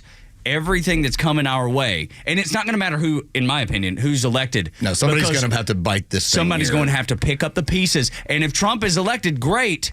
But they are going to fight him tooth and nail because they don't want him to be successful. That way they can get back into the White House the next go round. My concern, and it really does echo yours, is that who's going to be mature enough as an administration to deal with what needs to be dealt with. Remember, we started using the Fed to pump up our interest rates in the interest of slowing down inflation. And it has. We were sitting closer to like 9, 8, 6%. Now we're down to 2%. It's more along the lines of where it has been. But it hasn't gone negative. And negative inflation is the only way that the cost of goods and services comes down. Right. And the only way that happens is if we have a big economic problem. Like, we have to have a big economic problem for when there's so much less money in the marketplace that now people have to change what the cost of goods and services are, because otherwise they're out of business. Argentina is going to be our blueprint. Yeah. What Milei did down there, he slashed government spending hard. And they went through a difficult time. The people living in Argentina, their dollars were worth nearly nothing. But now, I don't know, has it been a year, 18 months? Yeah, we're a little bit more than a year into it now. And all of a sudden, they're starting to turn the corner. Yep. But they did. But they went through the year of malaise. Yes, they did. And we got to do it, too. And I don't know if the American people, I think they're ready for it. I think they know they have to do it. But let me tell you, the news networks are going to pound into your head that this is the worst. It's all Trump. If he's elected, it's all Trump's fault. And if he's not, it's not Kamala's fault. That's going to be the message. They're going to toy with your mind and the emotions that you have for the tough times that you're going through to use it against you. This is going to be a transitionary period if it happens. And I think that when you start to see whether it's the Gabberts of the world, RFK Juniors, and Elon Musk, and then these other people that have before said I'm a never Trumper, to see them all jump back in, and it's not under the guise of, well, Donald Trump is the answer to everything. No. We have to monumentally change these things, and it's going to take people from both sides of the aisle to understand that this is how we have to do it. We got to stop spending on foreign wars. We've got to stop the crazy silliness of investments that we're sending money all around the world. We need to help our own people, but then we also got to understand you're going to have to make some changes and go through probably an economic malaise in order to reset and get to the other side. Now, that might say recession. But we're already in a recession. We already have the economic indicators that say we're in a recession. And have been for a couple of years. When we sat back saying, wow, look at our GDP was down 2 different quarters, like, okay, that's typically indicated recession. And the government said, hold on a second. We meant 3. Yeah, right. They're not really recession. Everything is good. I don't know what you're talking about. Don't you know everything's good? Yeah, it's going to be a long, cold winter, I'm telling you. And it's so funny. My mama, not well-educated, but one of the wisest people I've ever met in my life. She's been telling me for 2 years, maybe longer. She was like, we are going to have to go through a really difficult time. And I think we are on the precipice of what she sensed then. Tug, and that's when the whores come in. That's right. And she's not going to be in favor of that. She's in favor of gambling and going to church, but not whores. My mama. That's when things get so bad. That's exactly right. 7 o'clock hour is brought to you by Van Sant Law. If you're in an accident, make the right call. VanSantLaw.com. When we come back, Janelle King is the leader we need if we're going to secure the elections here in the state of Georgia. And that goes for both sides of the aisle, which is what she'll get into when we talk to her next on Xtra 106.3.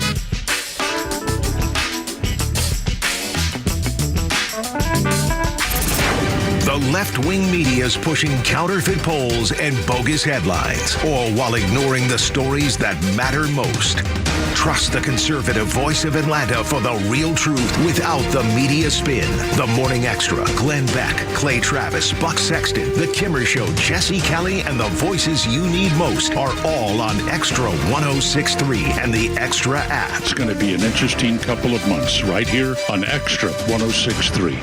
Hi, this is Ben. And I'm Walt from Horizon Background Screening. I would say anyone who's working in any industry could use our services. A couple of the clients that people tend to not even think about are churches, volunteer organizations.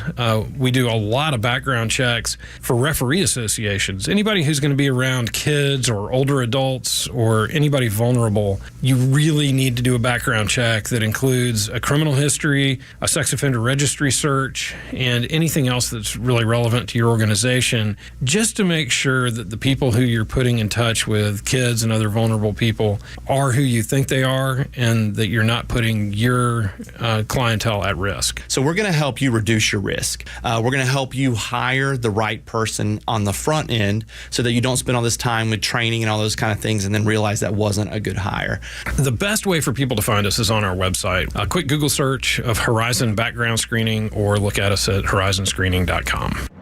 What's up, Atlanta? It's Ben Burnett, host of the Weekend Ben Burnett Show. Each and every weekend, right here on Extra 106.3, we unpack all the week's events. We talk about all the issues with a local Atlanta-based flavor. You can catch me each and every weekend, Saturdays at 2 and Sundays at noon. If you ever miss an episode, you can go to the podcast park or wherever you download all of your content, and I'll be right there. Thanks for listening to the Ben Burnett Show, proudly brought to you by Butler Snow.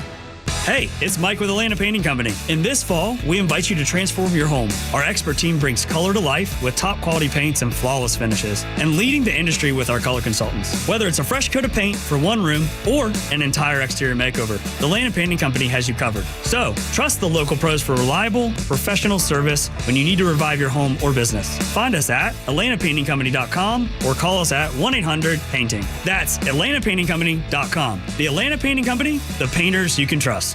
At the Piedmont Bank, we're proud to be one of Georgia's largest community banks, focusing on serving businesses and the communities they serve. With headquarters right here in Metro Atlanta, our tailored banking expertise and solutions help meet the diverse needs of our customers so they have what it takes to grow, expand, and thrive. It's what elevates us above the rest. Find a location near you at Piedmont.bank and experience elevated banking for you and your business. The Piedmont Bank. Banking elevated. Member FDIC and equal housing lender. Have you heard about Sonder and their Georgia-based Medicare Advantage health plans? Sonder Health Plans is committed to revolutionizing healthcare, making it straightforward, personal, and affordable. Call them and ask if you qualify for their fantastic $400 grocery card offer and $0 premiums. They've even got their own radio show and podcast called Weekend Wellness, dedicated to keeping all Georgians healthy and happy at every age. Call 800-331-2928 or visit SonderHealthPlans.com. Sonder Health Plans is an HMO with a Medicare contract. Enrollment in Sonder Health Plans depends on contract renewal. Life takes a toll on our bodies. No way around it. Whether it's sitting hours on end at your computer or working a physical job, over time, your body pays the price. There is, however, an effective way to turn back the clock on pain. Relief Factor. Developed by doctors, Relief Factor helps support your body's response to inflammation. The difference, instead of masking pain, Relief Factor helps eliminate it for good. And it's 100% drug-free. If the pains that come with living a full life are affecting you, do as so many others have. Turn back the clock on pain with Relief Factor. Their 3-week quick start is just $19.95, less than $1 a day. When you feel good, it's amazing how much more you get out of life. So visit ReliefFactor.com or call 1-800-4-RELIEF. That's 1-800-4-RELIEF. Try it for only $19.95. While we can't stop aging, not yet. We can stop pain. Turn back the clock with Relief Factor. Fox on Tech. Have you forgotten how to network? The pandemic came and went, and now you meet your teammates on Zoom, get coached on Slack, and find prospective clients on LinkedIn. But have you ever met any of them? A new social network for professionals is trying to blend the best of the virtual world with the rewards of meeting in real life. Clockout allows you to keep things profesh, but arrange for meetups, even in groups. And that builds your real-life social network, says CEO Krishna Dosapati. It's a person that you met in person, you had a real conversation with. That person became your friend, right? So now they're the people that are going to vouch for you and open doors for you in your career. Clockout still features messaging and swipe to connect matchups based on profiles like on other social nets, but not everyone gets in right away. Applications are vetted unless an existing user invites you. With Fox on Tech, I'm Eben Brown, Fox News. The stories that matter to you. These are your Georgia headlines. Presented by RBM of Atlanta, your Mercedes-Benz connection since 1964.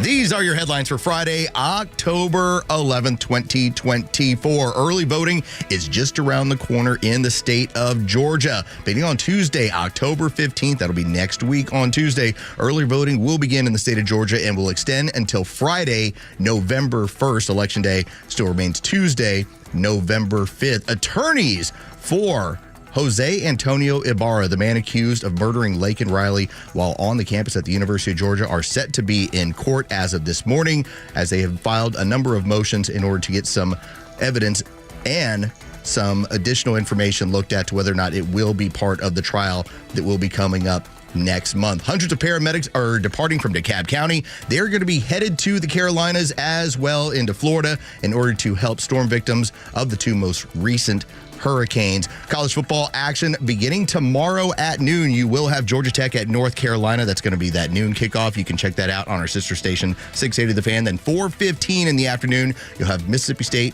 visiting Georgia. Again, a 4:15 kickoff. It is always a good day when Janelle King joins us in studio here on the Morning Extra, and she does now. How are you, ma'am? I'm great. How are y'all? Good. It's so great to see you. And finally classied up the joint. That's now. right. Absolutely. I mean, we've gone. I know, it's so boy in here. I know, right? So boy. We need a ladies' touch, and that's why it's always great to have you in here. Rhino and I try our best, but we're just not lady enough. Yeah. We should have switched your seat so that YouTube didn't have to look at us instead of the back of your head and see. Maybe one day we'll get one day. I don't have any makeup on. It's good. We're good. This is all there you go. You would still way look better than anybody else in the entire building. Thank you.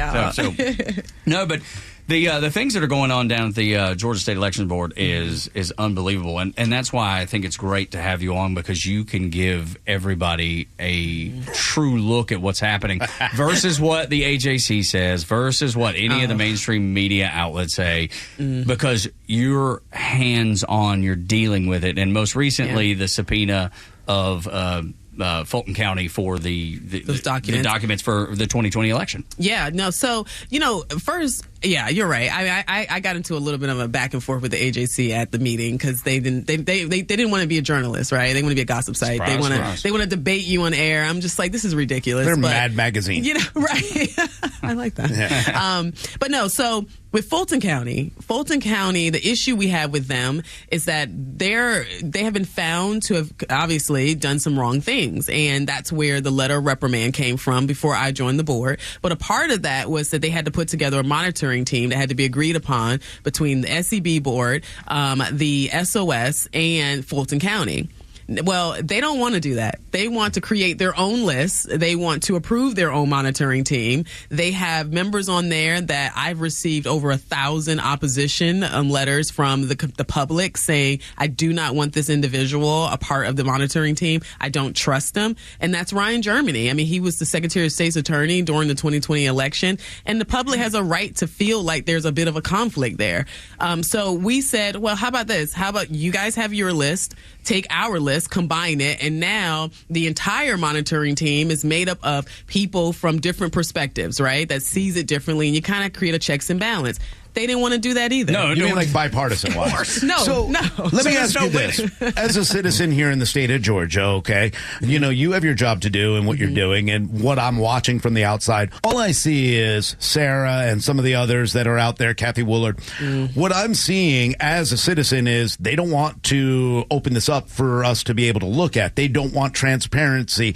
And as a citizen, I'm looking and saying, well, why wouldn't they want transparency? That means that when we say we saw 3,000 ballots that were double counted, and this is a way to make sure that doesn't happen again, they don't want that to happen. So for me, it looks like, well, they're trying to find a way to keep cheating in place. That's the way I see it as a citizen. You know what? For me, I look at it like I think that they determine what transparency is. The problem I feel like we're running in is, and this is just from my observation, is that you have individuals who think they know better than everybody else. And that's what's frustrating. My back and forth with Sarah on yesterday was because, she walks into the meeting late and or whatever time, and it's after you sign up for public comments, and then she's signaling to our chairman and can I get 2 minutes for my public comments? No, you cannot. You know why? Because the public got up early in the morning. They came here on time. They followed the rules. And I get tired of this whole notion that just because you're elected, you somehow get special privileges. That makes my skin crawl. Yeah. So she was already annoyed with that. And because I was just like, I'm not going to support that. No. But the point I'm making is I think that there are people who believe that they know what's best for everyone else. I think it's best for you that we move on. I think it's best that we don't talk about these things. But I'm like, how is that what's best when we have an election that no one trusts? We have to do something. We got to stop the bleeding. It's not what's best for me or other constituents, Lois. Right. Janelle King is our guest on the Morning Extra. Now, granted, I'm a crazy person. Moon landing, aliens, all that sort of stuff. How much has this process... Boy, have we changed you? I've always been into aliens. How much is this process and serving on this board and seeing, basically how the product's made, how much has this kind of changed you to have you question as many things you now do? Oh man, it's changed me a lot. It's funny. So I'm like you, right? Like I am totally into the UFO stuff. Matter of fact, I have something to watch that I have saved, a new UFO report. Anyway. Hey, Navy pilots are up there saying there's something going on. Yeah, the only one that's not convinced anymore is Tug. It's just Tug. Tug's the only one. You got to come around, Tug. I'm just saying there's not little green people. That's all I'm saying. I'm not saying there's nothing. I don't think they're little green people. Thank you. Yeah, I think they're great. I do believe we have findings to have real footage of Sasquatch. But anyway, so we... See? Right there in the back of mine. I got pictures. But when it came to the election... I was one of those people who felt like, you know what, let's move on, right? I'm like, I don't know if we're ever going to find out, but I don't want us to, like, you know, jack everything up in the process. But since being on the board, I understand now why people can't move on. Mm-hmm. See, there's a difference, right? There's not that everyone wants to spend all these hundreds of thousands of their dollars of their personal money and all their time. It's just that whenever they try to find out whether or not what they believe is factual or not, they get met with opposition. I feel like I go into these board meetings and I got to fight every single moment. It is the little things, you know? It's the, well, maybe we can't do this. Everything's outside of our purview. If you listen to the opposition on the board, we wouldn't be able to do anything. It's We'll always we can't. There. It's always we can't. And that's the thing that I think is irritating for Georgia voters, because nobody believes that we're going to go back and change anything that happened, right? It just is what it is. You could like it or love it or hate it altogether. It doesn't matter. But we don't want it to happen again. No, you know, Kelvin gave the best analogy this morning. He was like, y'all are performing espionage. He said, it's not, he said, because what you realize is that there's a cut, it got infected. Mm-hmm. And I told Kelvin, I said, I'm trying to stop the infection from spreading. I'm not trying to go back and figure out what caused the cut. I'm not trying to go back and figure out, you know, if we can relitigate it and change it and start it all over with. Because you can't. The cut is there. So that's where we are. You know, and it is one of those things. We were joking about it. And in fact, I think I was showing Tug the other day. This woman holds up and she stands up and goes, this is 1,879 ballots. And I go, well, how do you know unless you counted them? Right? I mean, and then she's complaining about counting ballots. Here's what we're asking, right? Mm-hmm. I mean, we're asking that ballots get counted to make sure they match machine totals. We make sure that we have both sides, a bipartisan group that is able to watch polls, make sure that everything is going correctly.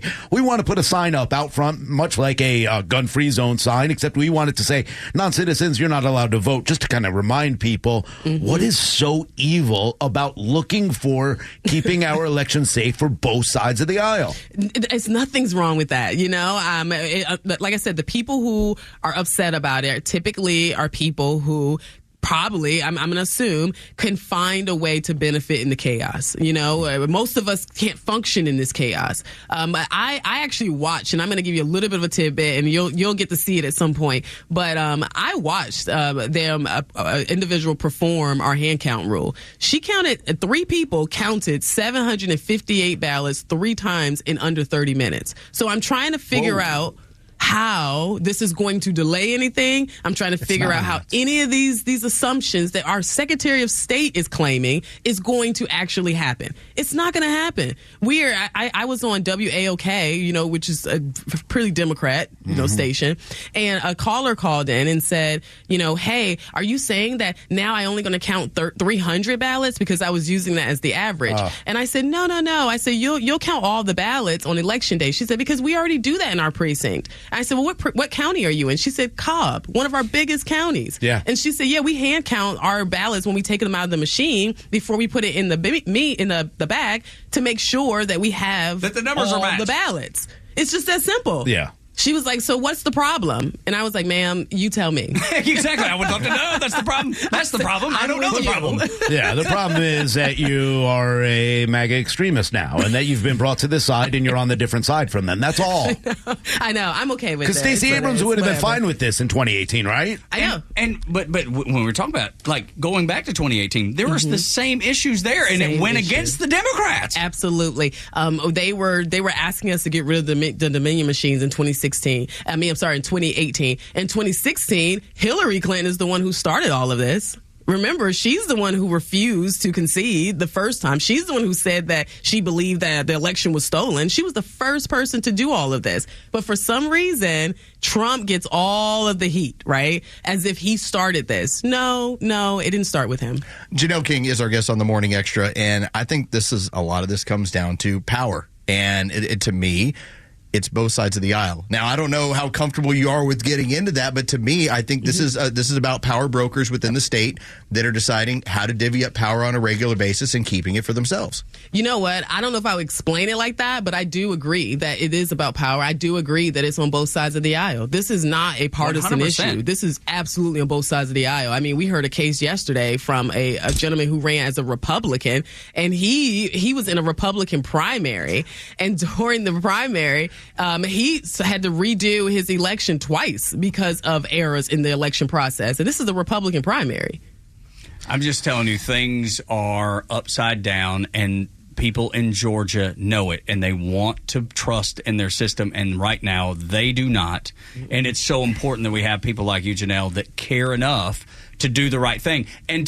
And I applaud you for taking all the arrows, because I know you're taking slings and arrows everywhere. Yeah, how did you become a bad person overnight? Yeah. Just trying to do the right thing. Yeah. That's what happened. Hey, and that's all you have to do is speak up. You're circling the target, right? Everybody. When you're over the target, that's when the flack is the hardest. It's funny because, I've known you a long time, and I know that you and I kind of went back and forth because I'm like, well, I like Trump. And you're like, listen here. Right. And we've had our own private conversations about how you're not liking it. Mm-hmm. But it is funny because even this Democrat who, is sending me things saying that I don't believe this woman and not a word she says anymore, blah, blah, blah, blah. It is amazing how all of a sudden when you start injecting reality into what happened, I mean, there are things to be said about this election. If you find 3,000 double counted ballots in one county, by the way, in one batch, we haven't gone through all the batches. They never did a forensic audit. Right. And you only win by 12,000 votes, and you were up at night, and your Secretary of State says, this is a done deal. It doesn't matter if he gets 100% of the votes coming in. Joe Biden can't win Georgia, and all of a sudden we wake up and there are questions to be asked. Yeah. There was fraud in this state. There were problems. You may not agree, or a lot of people may not agree that Donald Trump won this state or this election, or it made a difference, but now that we're uncovering this stuff, now we're trying to protect it. It is a possibility. It's always a possibility. Is it weird for you to change your idea on that? Because did you feel differently? I mean, in 2020, you and I and Carlos and Tug, we've all had conversations where it didn't seem like you were agreeing with Donald Trump on the fact that we may have had a lot of problems here. Yeah, no, it doesn't feel weird. I feel like when you get more information, then you should know more, right? I mean, I think to your point, and even that message coming from the Democrat person, I think the problem we're having is that everybody's so retreated into their corners. That's right. And we've been so nasty to each other that in order to come out and say I was wrong will require you to also have to apologize for all of your nastiness. And I don't think people want to do it. So at this point, it's like ego. it's an ego. I'm going to defend my position no matter what because I don't want to be wrong. And I'm not that person. I'm okay with being wrong. I feel like great leaders know when they're wrong. 100%. So if I didn't have all the information before, that was my perspective. Now that I have more information, I'm really looking at this, and I am concerned about our upcoming elections. I'm not as concerned about 2024, but I am concerned. Man, I tell you, it's just all of it. It just leaves a pit in your stomach, and I think that's the problem that everybody has with it. We'll continue with Janelle King next on Extra 106.3, Atlanta's only conservative news and talk station.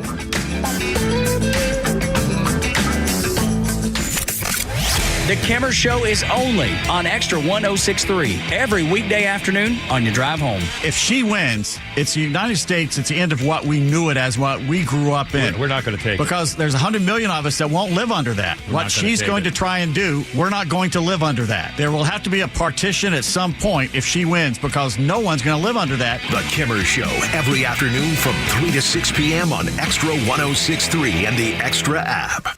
I look it up, how many days until the election, and I will tell you that it is 24 days. Crazy. And then how many till the end of the year? I mean, you could just guess that it's about 3 months. It's October, November, December. Goodness gracious.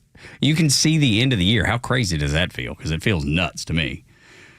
My name is Tug, and I want to tell you the folks at Central Heating and Air Conditioning want to thank you for trusting them with your heating and air and home performance needs this entire year. And we're a couple months from the end of the year. Things are going to start getting cooler. We're already seeing it. I mean, it was only 50 degrees this morning. When's the last time you turned on your heat? Probably been a day or two. You always, when you flip it on the first time, you always get that terrible smell. It smells so bad. I've learned, this is so gross, I've learned that is dead skin, particles, hair, animal dander, all this gross stuff that's sitting in your furnace and in your vents. And when you turn it on, it stirs it up and it goes everywhere. That's what you're smelling. So get all of that taken care of because Central Heating and Air Conditioning, not only can they get you a new system or maintain the system you have, no matter the brand. Yes, they're your Atlanta Carrier experts. No matter the brand you have, they can fix anything that's wrong with your HVAC. If you need a new one, they can get you a new Carrier system, and will even give you up to $2,000 off. But another thing that they do is they help with your family's health with home ventilation and air quality products. Isn't it gross, the things that I talked about when you flip on the heat for the first time? So gross. Make sure that your home's heating and ventilation and air quality is good. They focus on that too. Chuck and his team have been in Atlanta since 1947. His family has run this company for years and years and years. It is a Atlanta-based company, not one that's been sold and says they're Atlanta-based, says they're local. They are. Call them today, and you can work with them just like I do, just like Carlos does, as a matter of fact. 770-GET-HEAT-CENTRAL-HEAT.com. Looking for bold discussions on vital issues? Tune in to The Janelle King Show every Saturday at 3 p.m. with an encore episode every Sunday at 9 a.m. right here on Extra 106.3, where we dive into kitchen table topics that are essential for a strong republic. Don't miss an episode, but if you do, it's all good because we have new podcasts that drop every Tuesday on the Podcast Park or wherever you get your podcasts. Don't miss out on these thought-provoking conversations.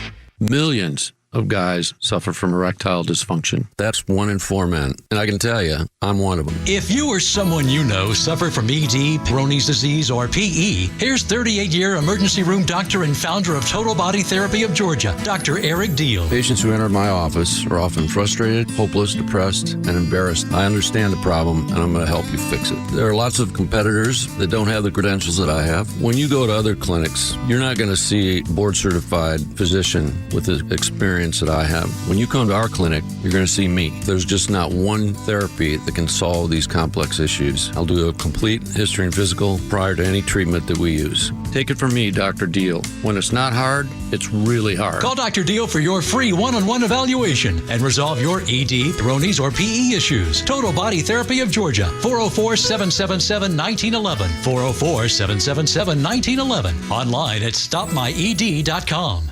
Is thinning hair or receding hairline making you self-conscious? Try Hair Grow from New Nordic. Stop feeling embarrassed about thinning hair and start feeling your best with Hair Grow. Doug Moore is a health insurance broker at yourchoicehealthplan.net. He believes your health insurance premiums should not look like a mortgage payment. You don't have to overpay for health insurance. He sells private insurance with no deductibles and no rate increases. These plans are typically 30 to 60% less than what you're paying and don't need to change doctors. He customizes all plans to meet your budget. Don't fret. Go to yourchoicehealthplan.net. He can save you big money. Call Doug Moore at 770-697-0100. That's 770-697-0100. Don't fret. Go to yourchoicehealthplan.net. If your payment is too high, you're on COBRA, or your work coverage is too expensive, call Doug, 770-697-0100. You don't have to have government marketplace insurance that's crazy expensive. Don't fret. Go to yourchoicehealthplan.net and request a quote. Call 770-697-0100 and let Doug design a plan for you, not by big government. Why is it that only white colonists are the only ones ever held responsible for taking somebody else's stuff when every race, creed, color on this planet has done it 1,000 times? Well, because we're the white people. The Kimmer Show every afternoon from 3 to 6 p.m. on Extra 106.3 and the Extra app. Election coverage is more than polls and numbers. It's about what matters in your life and your community. And Atlanta's only conservative news and talk station cares about your community, your voice, and most importantly, your vote. So keep it all here for the latest and download the Extra 106.3 app and keep up with Atlanta's only conservative voice.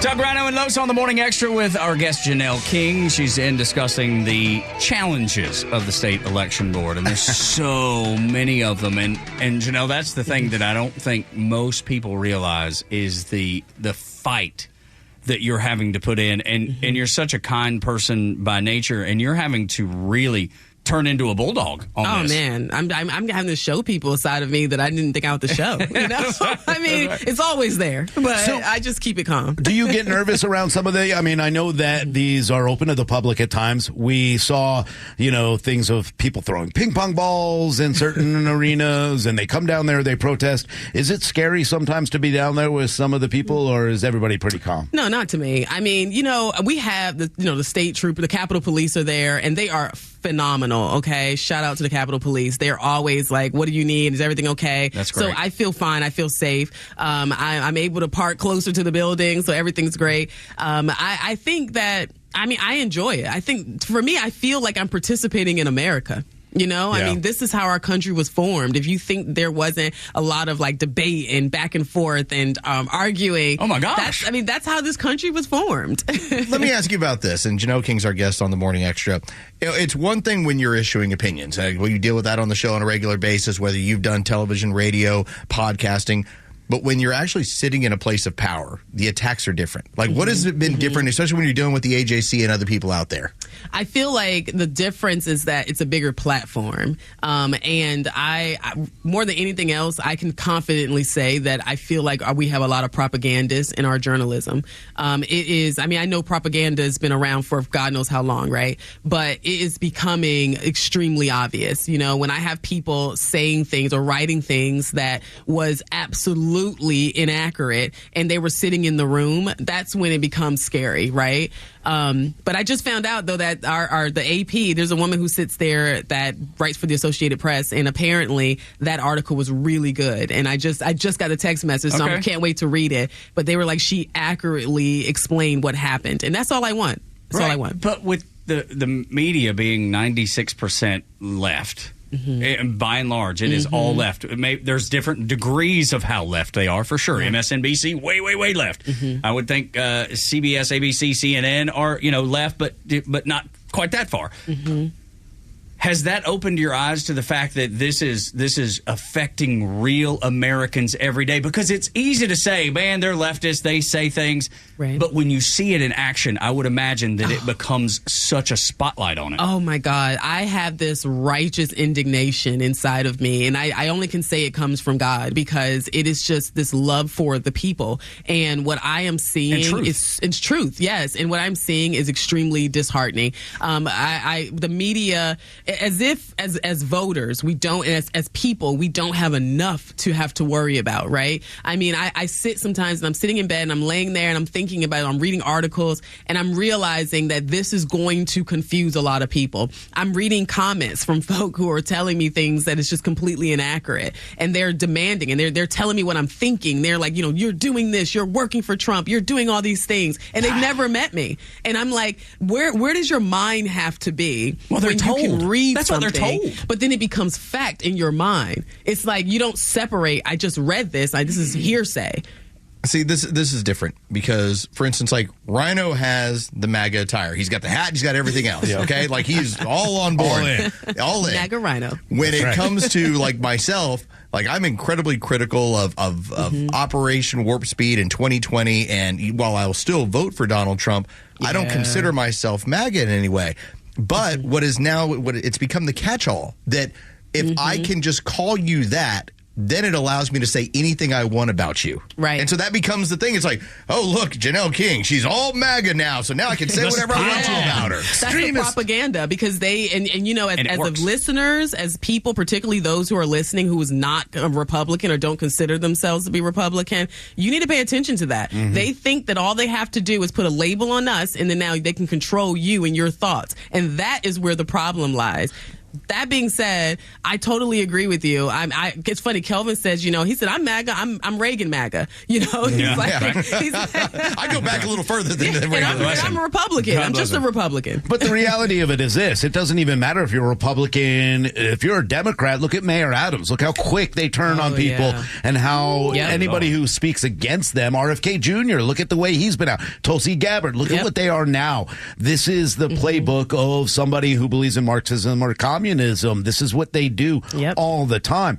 And I understand it. It's easy to turn everybody against you if you call them the worst person ever and make up lies about everything about them. But it's dehumanizing, and that's the whole point, right? Because if you dehumanize someone, then you can say anything about them, and there's no pushback, there's no blowback, and that's what it seems like that's the goal. Well, I mean, I thought at one point MAGA extremists were supposed to be people who they considered to be white supremacists and the most racist of all, and I'm just like, how did I get lumped into all of that? I'm telling you. I'm like, even if it's true, how is it me? Every time I go to our sister station, there's one guy who always writes into management, that MAGA bigot. I'm like, hold on a second. I know, you're a MAGA I was like, how did I suddenly lose my minority status because I'm on this radio station? I mean, but look, you get somebody like Tim Scott who says something like against Janet Yellen Carolyn, what she said about black communities and why they need abortion. And then what's he? He's Uncle Tom. He's this. I mean, the names. I've heard some of the worst names out of the left about what they call, anybody who doesn't agree or fall in line with Kamala Harris and the Democrat socialists. Go ahead. No, I'm saying I'll be whatever. I'll be whatever you want me to be. I want to be right. I want to be truth. As long as I know I can sleep at night because I'm doing what's right and I'm telling the truth, whatever. Final thoughts here before we wrap up. What do folks need to know about what's happening in the state elections board, what's coming next, and what's something you want people to just understand? Right now, our focus is on the monitoring team for Fulton County, making sure that they have a monitoring team that people can trust. And I don't see us passing any new rules before November's election. That being said, when it comes to the rules that were passed, they are very, very simple to follow. And I know that there should be something coming out soon that's going to show exactly how easy it is. And then lastly, to voters, vote early. Vote early. And if you are in one of those areas that have been hit by Hurricane Helene, first of all, our prayers and thoughts go out to you. But please pay attention to the rules, the instructions that's coming from our election offices as it relates to how to vote. So important to be involved. I've been on my son's case about getting his absentee ballot filled, and he's playing ball and he's in college and running every which way, and I'm like, I don't care. Stop down. It's immediately, 5 minutes. 5 minutes with the absentee ballot. Send it in 5 immediately. minutes. Get it done. And you got to encourage everybody, maybe even those like you're talking about with your wife, especially with her starting to maybe see the light.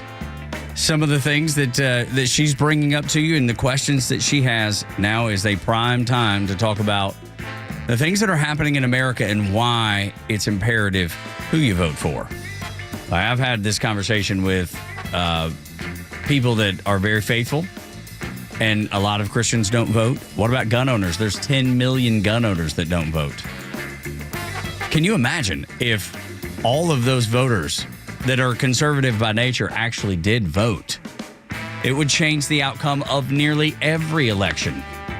Just something to keep in mind. Talk to folks. You need to. The money is not the issue for Kamala Harris and her campaign. She is. After a Neil Bortz report and a Fox News update. More of the Morning Extra. It's time for the Bortz Report, exclusively on Atlanta's only conservative news and talk station, Extra 106.3. And now for something completely different. Somebody has decided to survey and find out what the 9 most hated words in the English language are. Why not 10? I don't know. Starting out at number 9, the word puss needs no explanation. Number 8, the word panties. No real reason, just rubs people the wrong way. The number 7, flaccid, defined as soft and hanging loosely or limply. I understand that one. Coming in at number 6, we have the word literally. Most people who use the word literally don't know what it means. Number 4, dude, seems to be really popular with young males. Everything is a dude. Hey, dude, what you doing, dude? Leaves me wondering why bro isn't on this list too. Hey, bro, what the hell? Where'd that come from? Number 3, whatever. No, that's the word. Number 3, whatever. Some pollsters show whatever as consistently the most annoying word in the English language, defined as a slang term for whatever you say, I don't care. Number 2, I don't get. And this is number 2, flap. A bird flapping its wings in flight,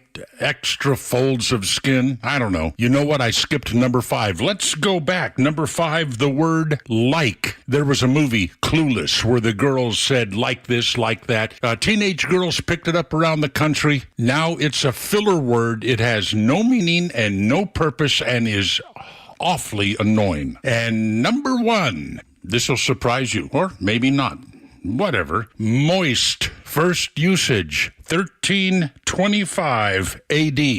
I have no idea why, but the word just makes some people cringe. As does the word Bortz, as in Neil Bortz, Extra 106.3.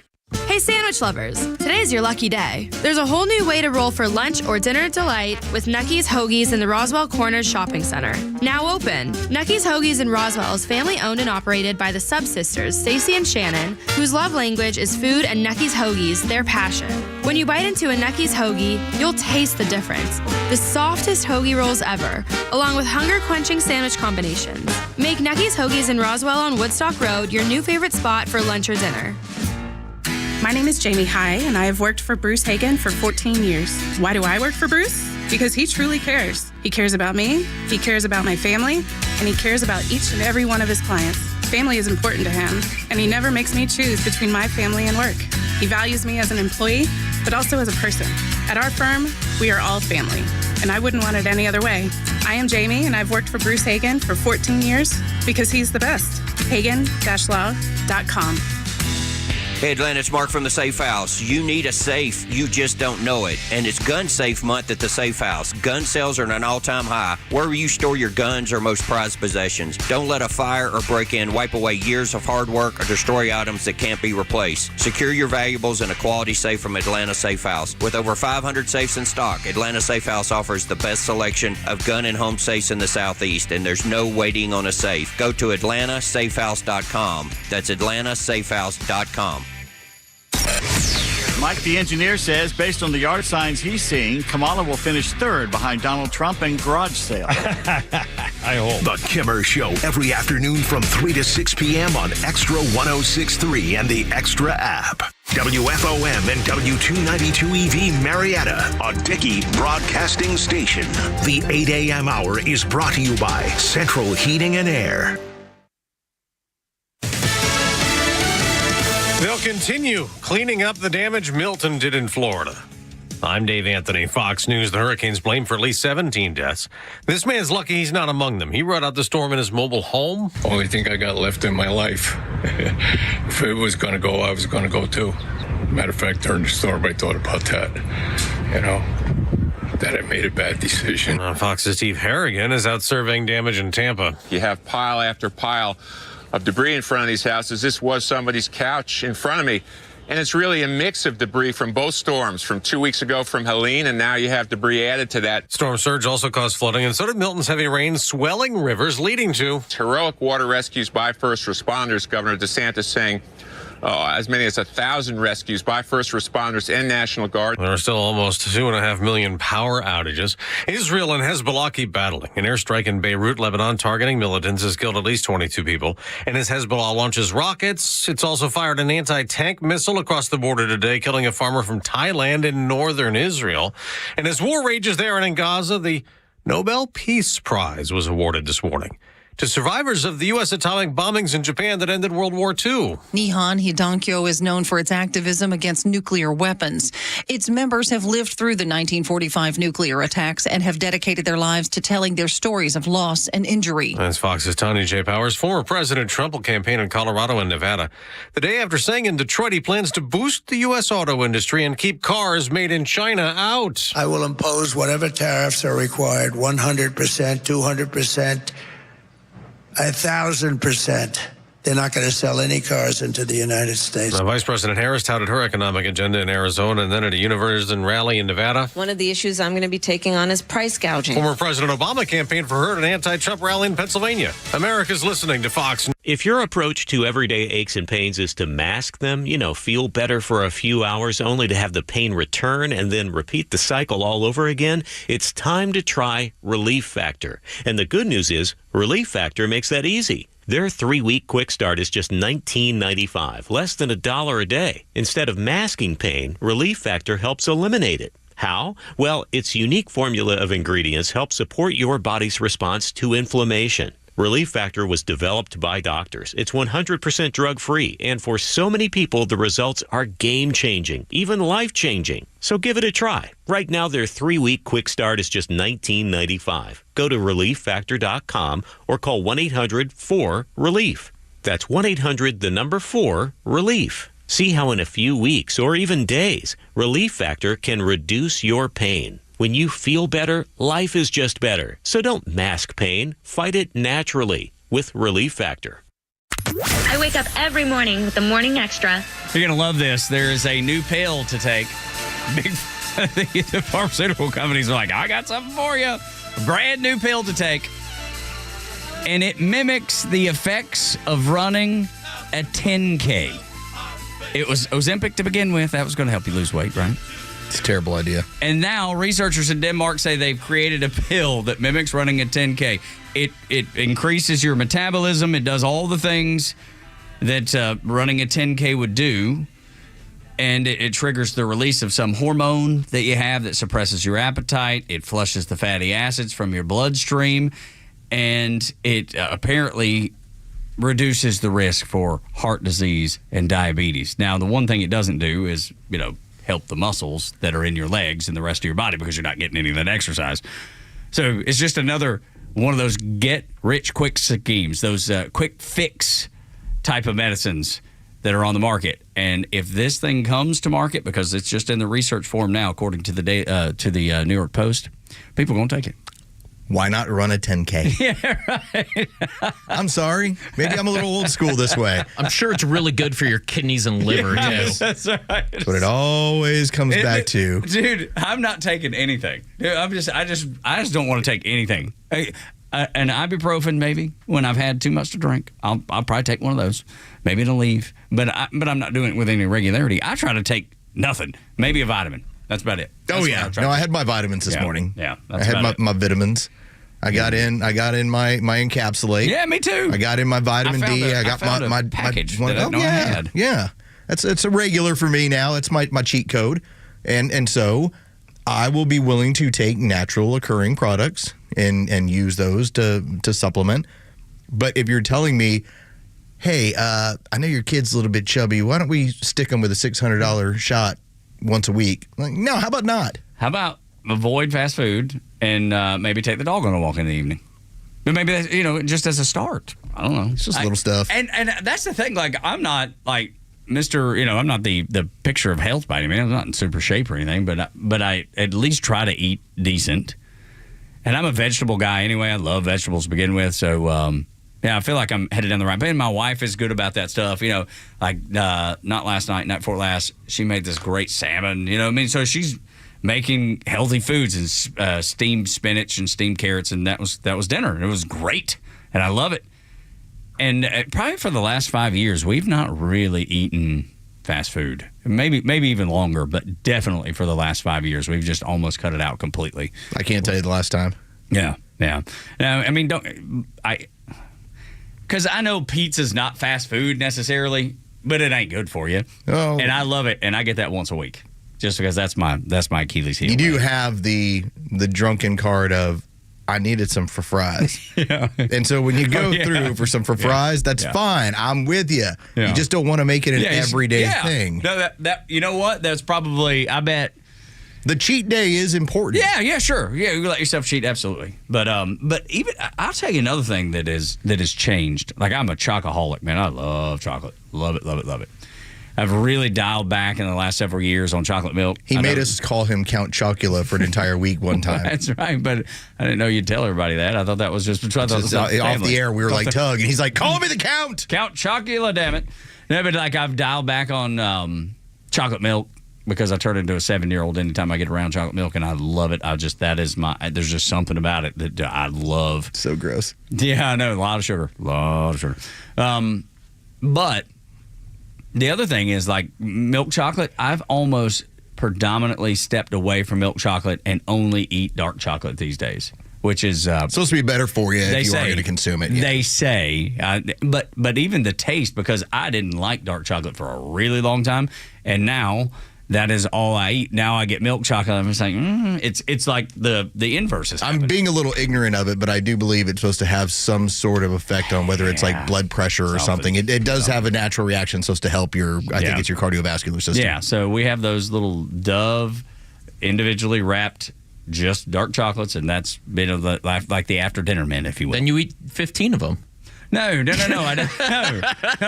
No, I don't. Well, I'm eating dark chocolate. I'm being so healthy. Right. I could eat 15, but I choose not to. I try not to.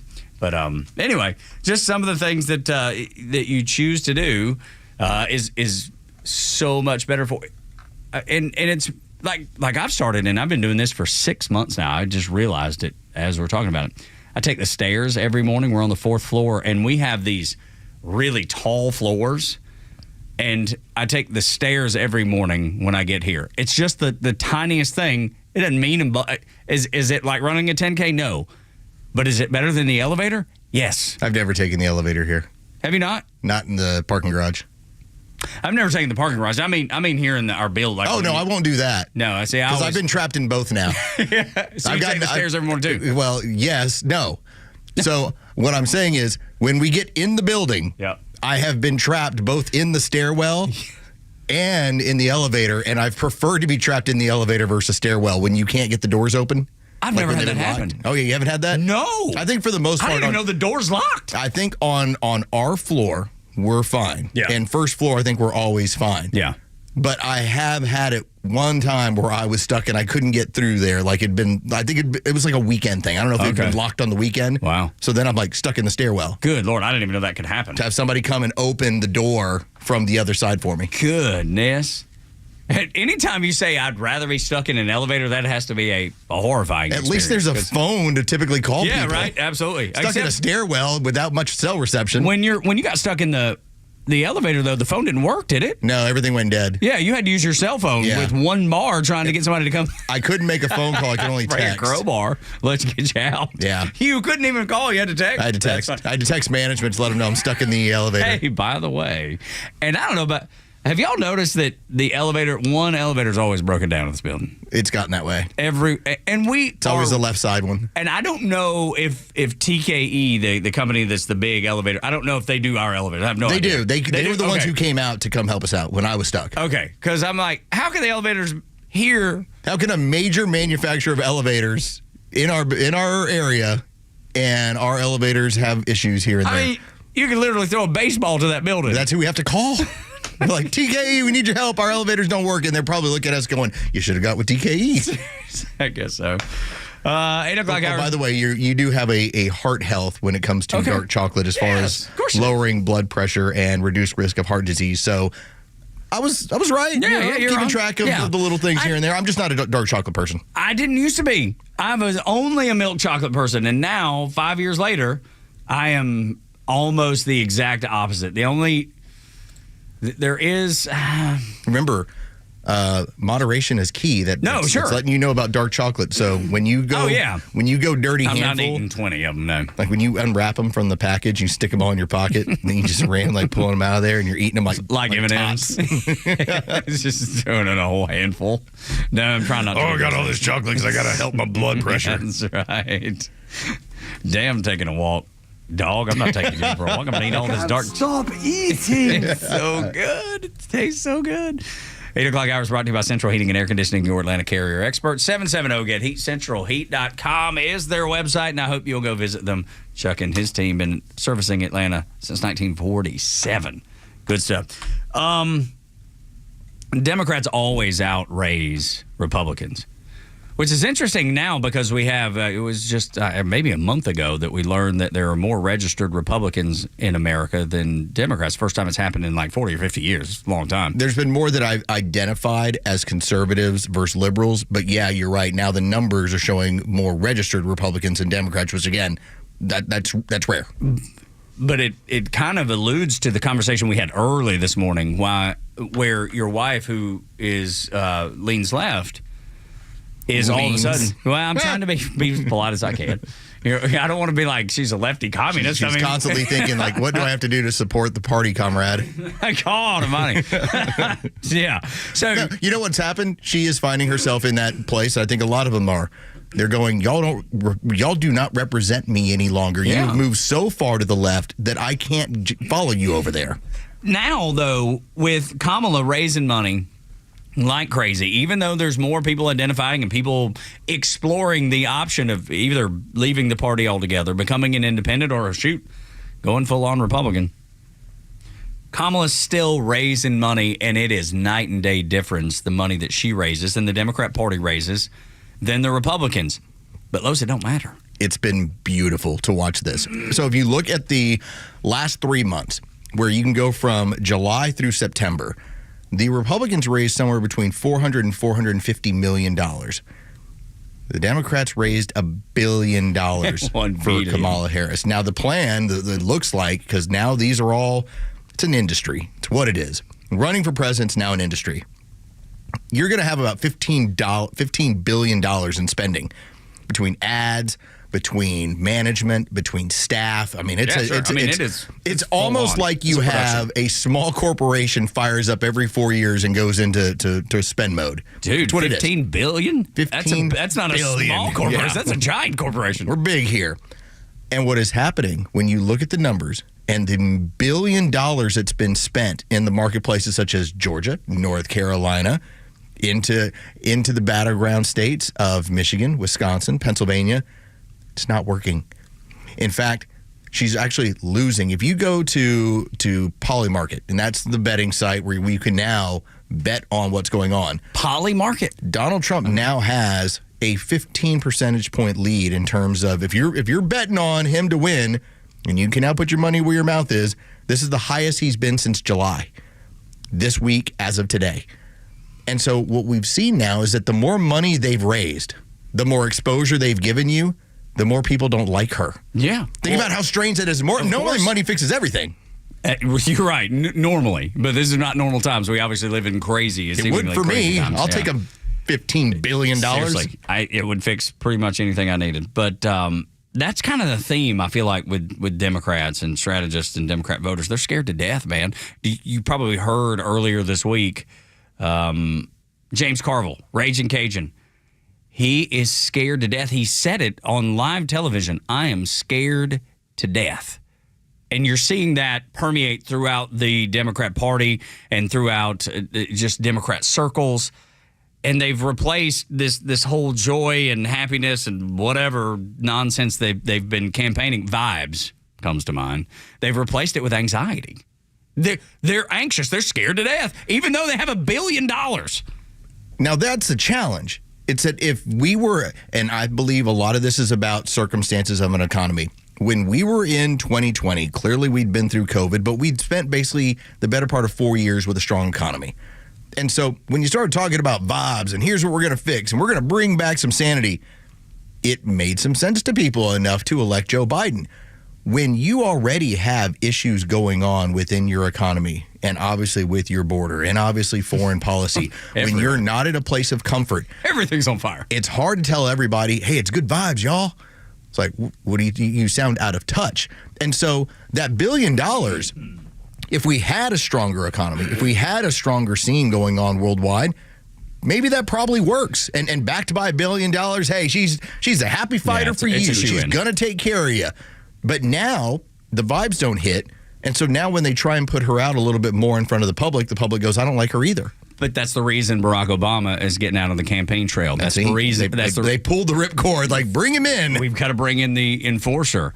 And he is even saying that she's not connecting with people like I did. Now, that felt like a backhanded compliment a little bit to me. Yeah. You know? You can't do what I do. I'm like, I agree with you. That's right.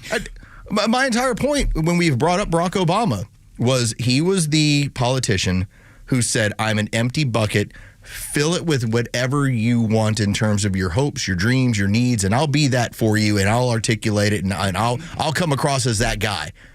That's where Kamala Harris is missing it. It's just not resonating the same way. And that's why Bill Clinton, another powerhouse in the Democrat Party, is going to be campaigning in South Georgia for Kamala Harris to try to reach those folks. And it's interesting to me that they get the two most popular past presidents to get out on the road for her, because Donald Trump don't have any past presidents campaigning for him. Matter of fact, it seems like all of them are voting for Kamala Harris because they're all establishment. They're all part of that machine that they don't want to see change. I thought Dave Smith said it really well on his podcast. He's the comedian who's noted libertarian. He's the one who ended up had the debate with Cuomo, and he pretty much tore him apart. He had a really good point. He talked about how if you just want to say that Donald Trump is all the things you want to say about him. It's like, all the bad names, all the hideous things. But he's also president. Whereas Joe Biden and Kamala Harris, they never have been president. They are just the figurehead of this group, this machine. Yeah. Here's what it is. And so when you have these other presidents that are saying, well, we're on board with her, good. Like, we know we need something that is so earth-shaking, so changing to this society, this just shake us right out of it, that it probably takes an egotistical billionaire mogul who's done it before and now gets a chance to perhaps do it again. But then has the backing of guys like RFK Jr. and Tulsi Gabbard. Other disruptive people. Absolutely. And I don't even agree with RFK on everything. I respect him, but I don't agree with him on everything. But I do believe that's the difference in the way that we look at the world and the way that the machine looks at the world. I'm fine with somebody not agreeing with me on everything. Like, you and I probably disagree on the way that we go, whatever it is. But it doesn't change the way I feel about you as a guy. Like, it's still my buddy Carlos. It doesn't matter what the disagreement is. Even if it was a heavy, which I can't think of anything heavy that we disagree on. But even if it were, I don't feel like I need to discard anybody. I don't even want to discard Aunt Peg, and she's freaking loony as a fruitcake. I made the point about our residents in Florida and the neighborhood we're in. There is one Walls and Harris sign. It's in my neighbor's yard. That neighbor, when he needed my garage, when we had the storm coming, I was like, here's my clicker. Get in there, whatever else you need. If you need access to my house, do. Again, we're on opposite sides of the aisle. Would he have reciprocated it? You think? Okay, 100%. so that's good. 100%. Because I'm not sure all Democrats would. No, and there's a level of crazy to some of these people. There's a cultist aspect that some people bring in. But that's where I told you, and I started off the show, you're having some of these Democrats now looking around and saying, your wife included, this doesn't represent me. Now, Tulsi Gabbard, by the time that she had her criticisms during the 2020, when she was trying to get the presidential nomination on the Democrat side, when she was going through that process, when she would go after other Democrats, then it was Hillary Clinton that's the one who stepped up and said, well, she's a Russian asset. It's a woman who spent time in the U.S. military, flying helicopters, and she's a Russian asset? Of course. That was that moment, that eureka moment for her of, oh my God, this party really did leave me. Left RFK, left Elon Musk, left my wife. Yeah, you're seeing it over and over and over again. It's going to take a while, I think, for big swaths of Democrats to see it. It's going to take some time, but I think it'll happen. You can't run away from and hide from everything that is on fire in this country and then say, yep, I'm good with all that. There's no way those things don't go together. The benefit we have in these last several weeks, the bigger issues are on our side and they're bipartisan. You have 2/3 of the country that wants to close the border and send these people out. You want to have inflation get back under control. You have people that agree that we need to reform how we're looking at our health care and our general health. These are things that are all on our side that you should be talking about, not just with other Republicans or other conservatives. Talk with your Democrat friends or make them recognize how loony things have gotten for the other side. Respectful, kind but firm. That's the way we're having to deal with contractors at our house. You know what I would say? And it's similar to when I was talking about Michael Schellenberger. Yeah. He's a journalist, and he made a really good point. He's like, in the 90s, he's like, I was for gay rights. And I'm sitting back going like, yeah, I agree with that. And he goes, then suddenly the party turned into, let's take every gay kid and chop off their wiener or put breasts on them or take their breasts off. Because it's an industry. And you went, wait a minute, that wasn't what I was agreeing. That's not what I believed in. Yeah. That's how far the party's moved away from even a guy like that. Trump and RFK Jr., since we talked about them, they have made the Republican tent bigger. And it's all based on something that happened 120 years ago. Get out your pencil, your notepads, get ready to make some notes you'll want to learn from Front Office Los next, as we knock out a story time on Extra 106.3. And then we'll get the headlines, too.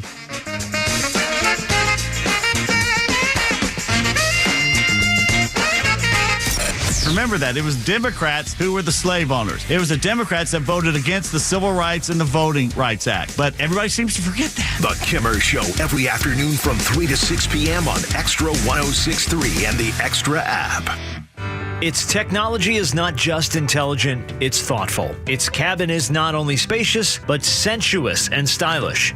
It's indulgent yet versatile. Meet the 2025 Mercedes-Benz GLC 300 SUV. With its electrified performance, it can energize you with every drive. Experience the 2025 GLC 300 SUV and lease one today for just $559 per month for 36 months with 4802 due-it signing exclusively from RBM of Atlanta in Sandy Springs. Contact RBM of Atlanta for details on this vehicle and many other models, and visit today to see how to qualify. Special lease rate available only to qualified customers exclusively from Mercedes-Benz Financial Service through RBM of Atlanta, Sandy Springs through October 31st, 2024. Excludes tax, tag, title, and Georgia Lemon Law fees. Contact RBM of Atlanta for details on this and other exciting offers. Visit rbmofatlanta.com or call us at 770-390-0700 for details.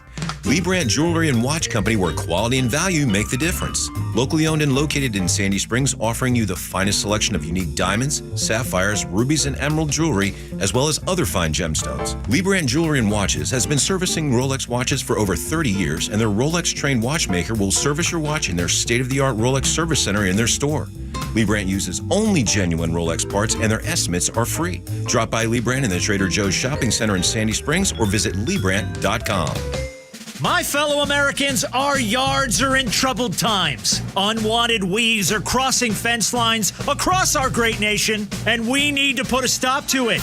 No more college football Saturdays spent mowing the lawn. No, sir. Let's turf it with ultra-premium artificial grass from ATL Turf Co. They're Atlanta and North Georgia's first choice for premium turf solutions, from incredible lawns to custom putting greens. Let's make your yard great again with a free consultation at atlturfco.com.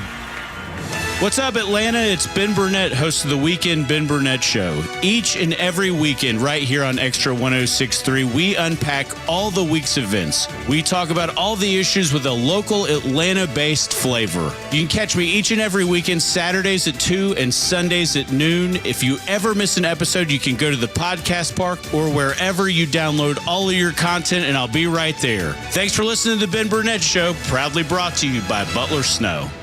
Life takes a toll on our bodies. No way around it. Whether it's sitting hours on end at your computer or working a physical job, over time, your body pays the price. There is, however, an effective way to turn back the clock on pain. Relief Factor. Developed by doctors, Relief Factor helps support your body's response to inflammation. The difference, instead of masking pain, Relief Factor helps eliminate it for good. And it's 100% drug-free. If the pains that come with living a full life are affecting you, do as so many others have. Turn back the clock on pain with Relief Factor. Their 3-week quick start is just $19.95, less than $1 a day. When you feel good, it's amazing how much more you get out of life. So visit ReliefFactor.com or call 1-800-4-RELIEF. That's 1-800-4-RELIEF. Try it for only $19.95. While we can't stop aging, not yet. We can stop pain. Turn back the clock with Relief Factor. The stories that matter to you. These are your Georgia headlines. Presented by RBM of Atlanta, your Mercedes-Benz connection since 1964. These are your headlines for Friday, October 11th, 2024. Early voting is just around the corner in the state of Georgia. Beginning on Tuesday, October 15th, that'll be next week on Tuesday, early voting will begin in the state of Georgia and will extend until Friday, November 1st. Election day still remains Tuesday, November 5th. Attorneys for Jose Antonio Ibarra, the man accused of murdering Laken Riley while on the campus at the University of Georgia, are set to be in court as of this morning, as they have filed a number of motions in order to get some evidence and some additional information looked at to whether or not it will be part of the trial that will be coming up next month. Hundreds of paramedics are departing from DeKalb County. They're going to be headed to the Carolinas as well into Florida in order to help storm victims of the two most recent hurricanes. College football action beginning tomorrow at noon. You will have Georgia Tech at North Carolina. That's going to be that noon kickoff. You can check that out on our sister station, 680 The Fan. Then 4:15 in the afternoon, you'll have Mississippi State visiting Georgia. Again, a 4:15 kickoff. 8 o'clock hours brought to you by Central Heating and Air Conditioning, your Atlanta carrier experts. 770-GET-HEAT, centralheat.com. As I told you a minute ago, make sure you have something to write on, get your note. Maybe you take notes on your phones these days. I see people at church do that all the time. Usually they would have a notepad taking notes That's what Presbyterians do, take notes. And but I've seen the transition moving to digital. So however you do it doesn't matter to me, but just be ready because we're getting ready for story time with Front Office Los. And this union of Donald Trump and RFK was because of something that happened, something bigger that happened about 120 years ago. Story time is brought to you by Atlanta Ramjack, your local foundation repair experts. AtlantaRamjack.com. Settle in and get comfortable, folks. It's story time with Uncle Los. Thank you, Ramjack. Thank you, Tug. You bet. Thank you, Sweet Clean Joe. Handsome devil. Part of the reason why the tent when it comes to Donald Trump is growing is in part because of the amount of people that previously saw themselves as Democrats and recognize that there's issues going on with the party, there's issues with the system, and they don't want to be part of it anymore. Elon Musk, we might look back at him buying Twitter and went, wow, you might have saved free speech in this country in the way that it's evolving. It's not just about in newspapers anymore. It's what you're putting out in digital spaces. Well, Robert F. Kennedy Jr., he was the one after the assassination attempt, the first one on Donald Trump, who reached out to him and they had a discussion about, what are your goals? And Robert F. Kennedy Jr., what are your goals? And Robert F. Kennedy Jr. brought up the fact that we have a nation of sick people. It's the reason why when you look at how we make up, 4% of the world population, yet we had about 60% of the COVID deaths. We are a sick nation. We are a nation that is prescribed more pills than almost anybody else in the rest of the world. And it's a cycle that started 120 years ago. But let's go back a little bit. You realize when we go back to the Civil War era, like the 1860s, you realize most kids were born at home? Yes. Well, it's wild, isn't it? Yeah, it is. And this is, I don't mean to sound morbid, but even funerals were done at home too. I mean, right. Everything was at home. The entire process of living happened at home. You had midwives and you had people that would practice medicine, but typically it was, the term that they always use, holistic, but it was typically herbal remedies. It was natural stuff that was out there.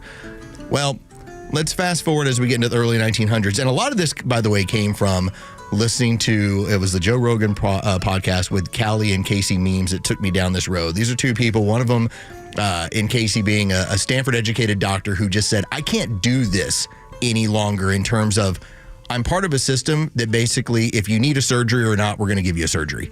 And that was her job. She's a surgeon. She's like, I can't do it anymore. Callie was basically a lobbyist who worked with a lot of conservative think tanks and was like, I'm a never Trumper. Then he turned into, no, that guy's the most pivotal politician of the last 30 years. That's who we need to elect. A J.D. Vance type moment. Very much so. And they both talked about how we are basically hurting ourselves. And they brought up kind of the history of what had gone on. Well, here's the history.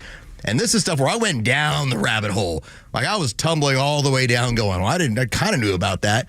Like I've always known about the stories of John D. Rockefeller.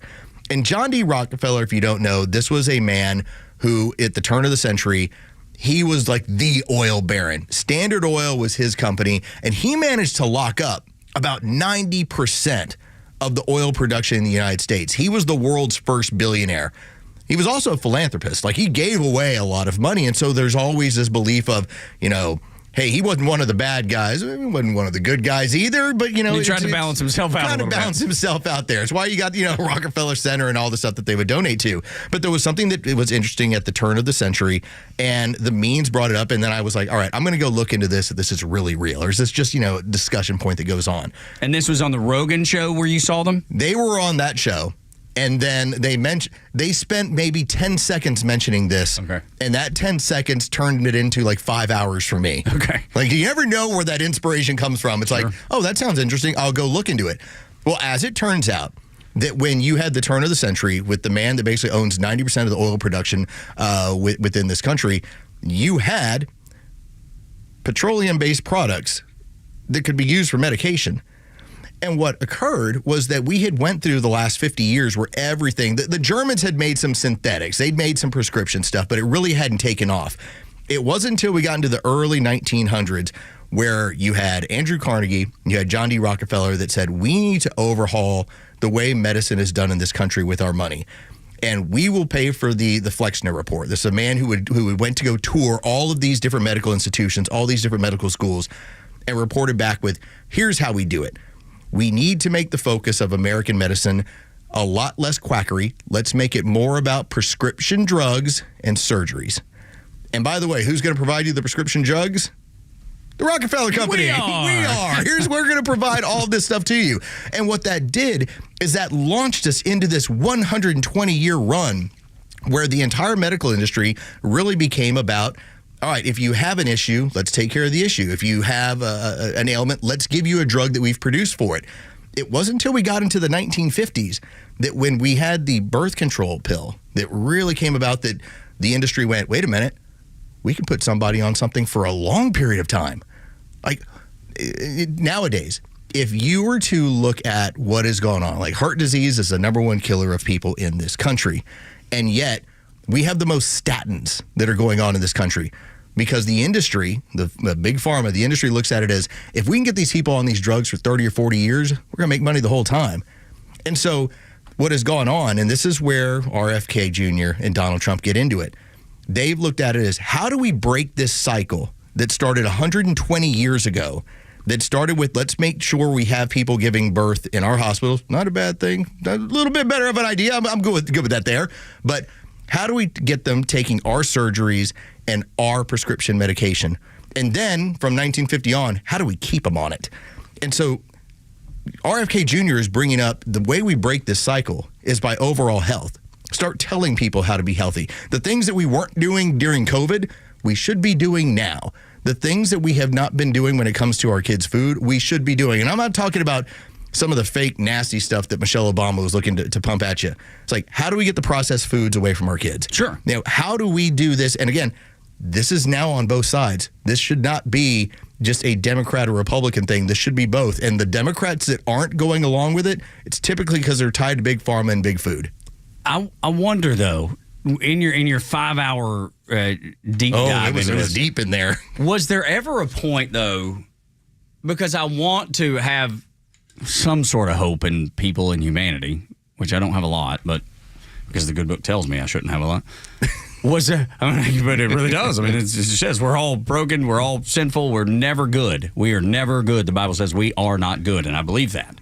Was there ever a moment that was there anything wholesome that like I genuinely want to do good by with the medicine that we're producing? Or was it, hey, once we figured out we can get people hooked on it, damn the good stuff, let's get them hooked on it? All right, there is moments where you have the development of things, like for instance, a polio vaccine. Like there's medical stuff, there's medical ingenuity that comes around. You say, wow, that's great. What has occurred, and here's where I tell you, if there's a hopeful moment with all of this, there's a hopeful moment with getting Trump into office and having RFK Jr. And I tell you what, you stick one of like these doctors that have been ostracized through COVID. Gosh, yeah, have them run the CDC. Yes. See how things change. For sure. Like these are the sort of things that should be happening. And have Elon in there with the machete. And with the machete. And let's take this stuff out as we go. Altogether. One of the things that we found, and I think that you would definitely agree with this, especially when you talk about going into the Bible. When you give people choice, you have the possibility of good outcomes. The idea of free will is it's Judeo-Christian ethics. It's biblical in nature. It's from the Torah of if you give people the choice, they're going to disappoint you, but they may not. Right. But it's a flip of the coin, and you got to be ready for both. And so what all these people have been asking about, whether it's the means or whether it's RFK Jr. or whether it's now, Maha, as Donald Trump has brought up, hey, let's make us healthy again. Maha. We're not saying to get rid of sugary drinks. That's not the point. We're not saying to get rid of your dark chocolate or any of the stuff you like. It is moderation. Give people the information and then give them the options out there. That's what the discussion point has been. One of the things that we do, and the means it brought up, and I looked it up, and it totally happens. Cory Booker is really big into this. One of the Democrats, senators out there. We have given subsidies for stuff like sugary drinks.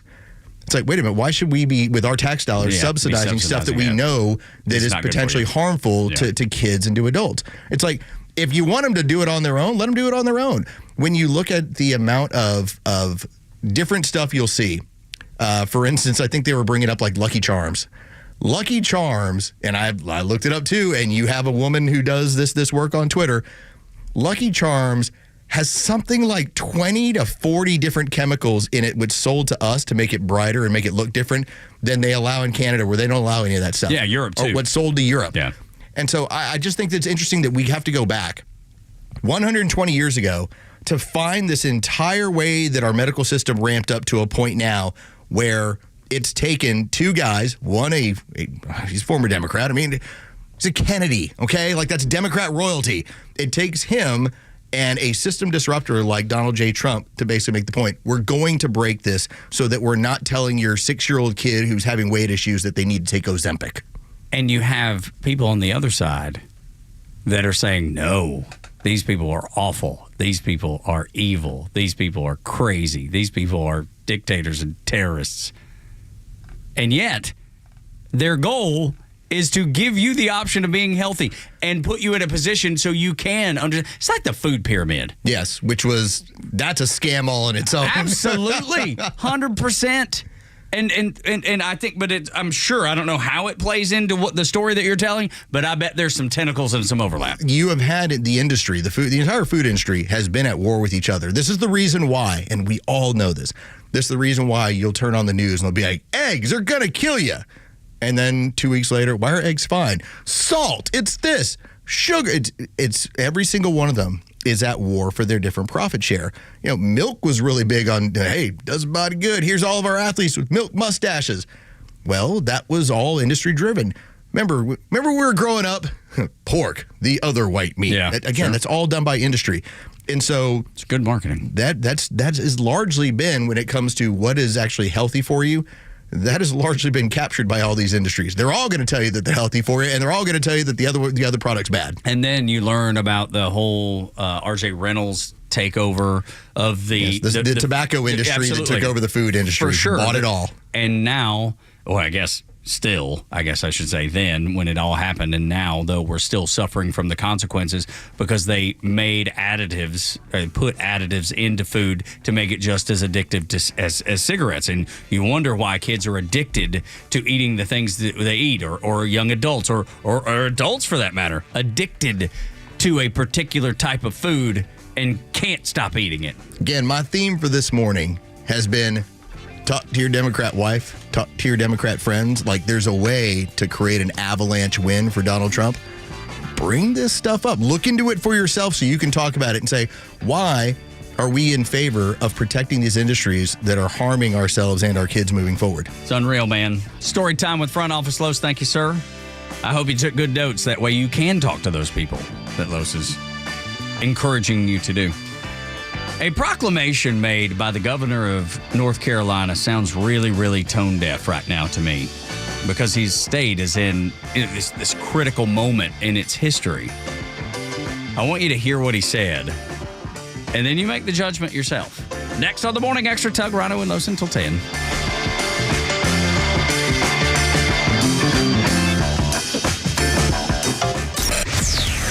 Why is it that only white columnists are the only ones ever held responsible for taking somebody else's stuff when every race, creed, color on this planet has done it 1,000 times? Well, because we're the white people.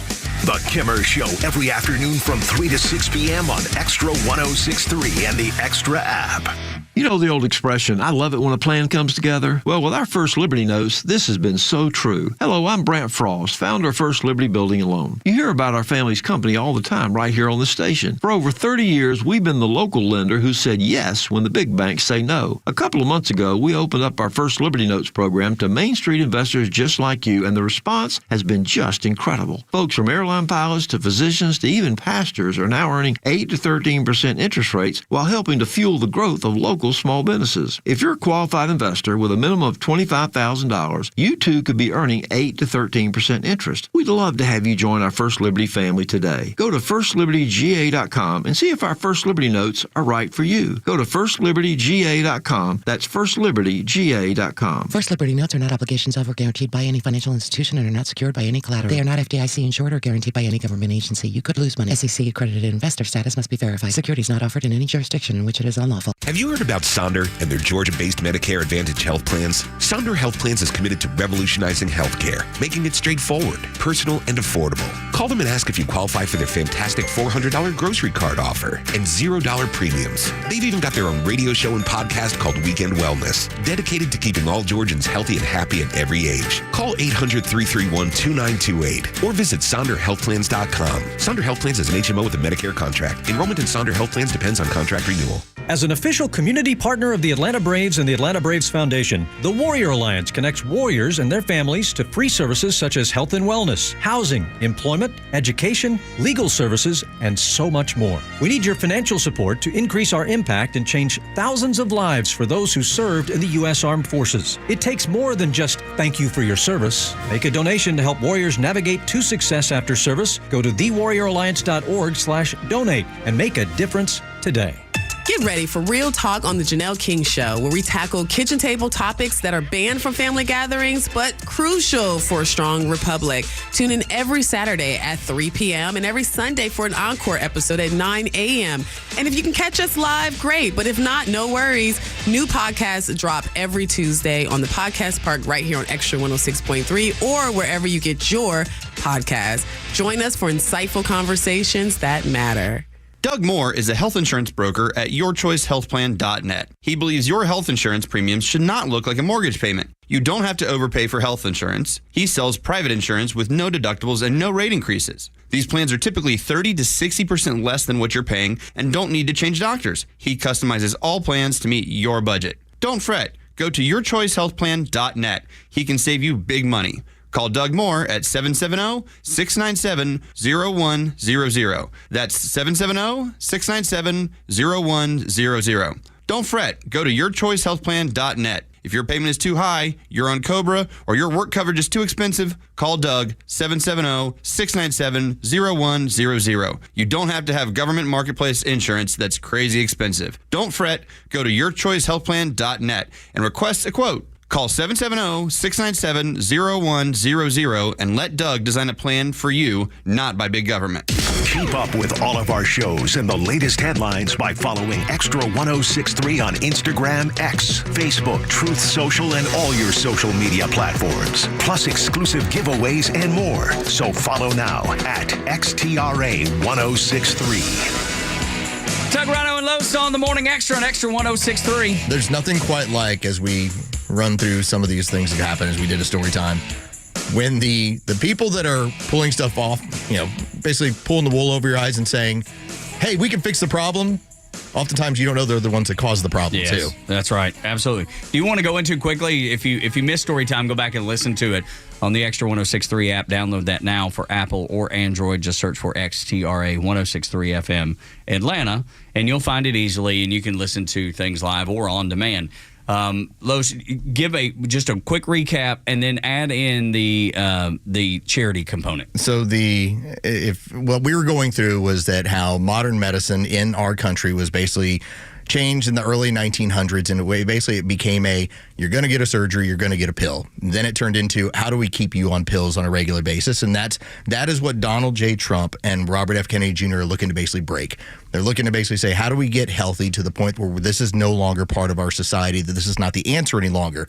Well, one of the deals that happened when John D. Rockefeller realized, as the person who basically had the oil industry, 90% of it, and petroleum products could then be used to create medications, he was in on that too. And the story as it goes, and it's hard to find documentation here, and the American Cancer Society won't tell you. They tell you there were 10 physicians that started it, along with a handful of laymen, people that were investors.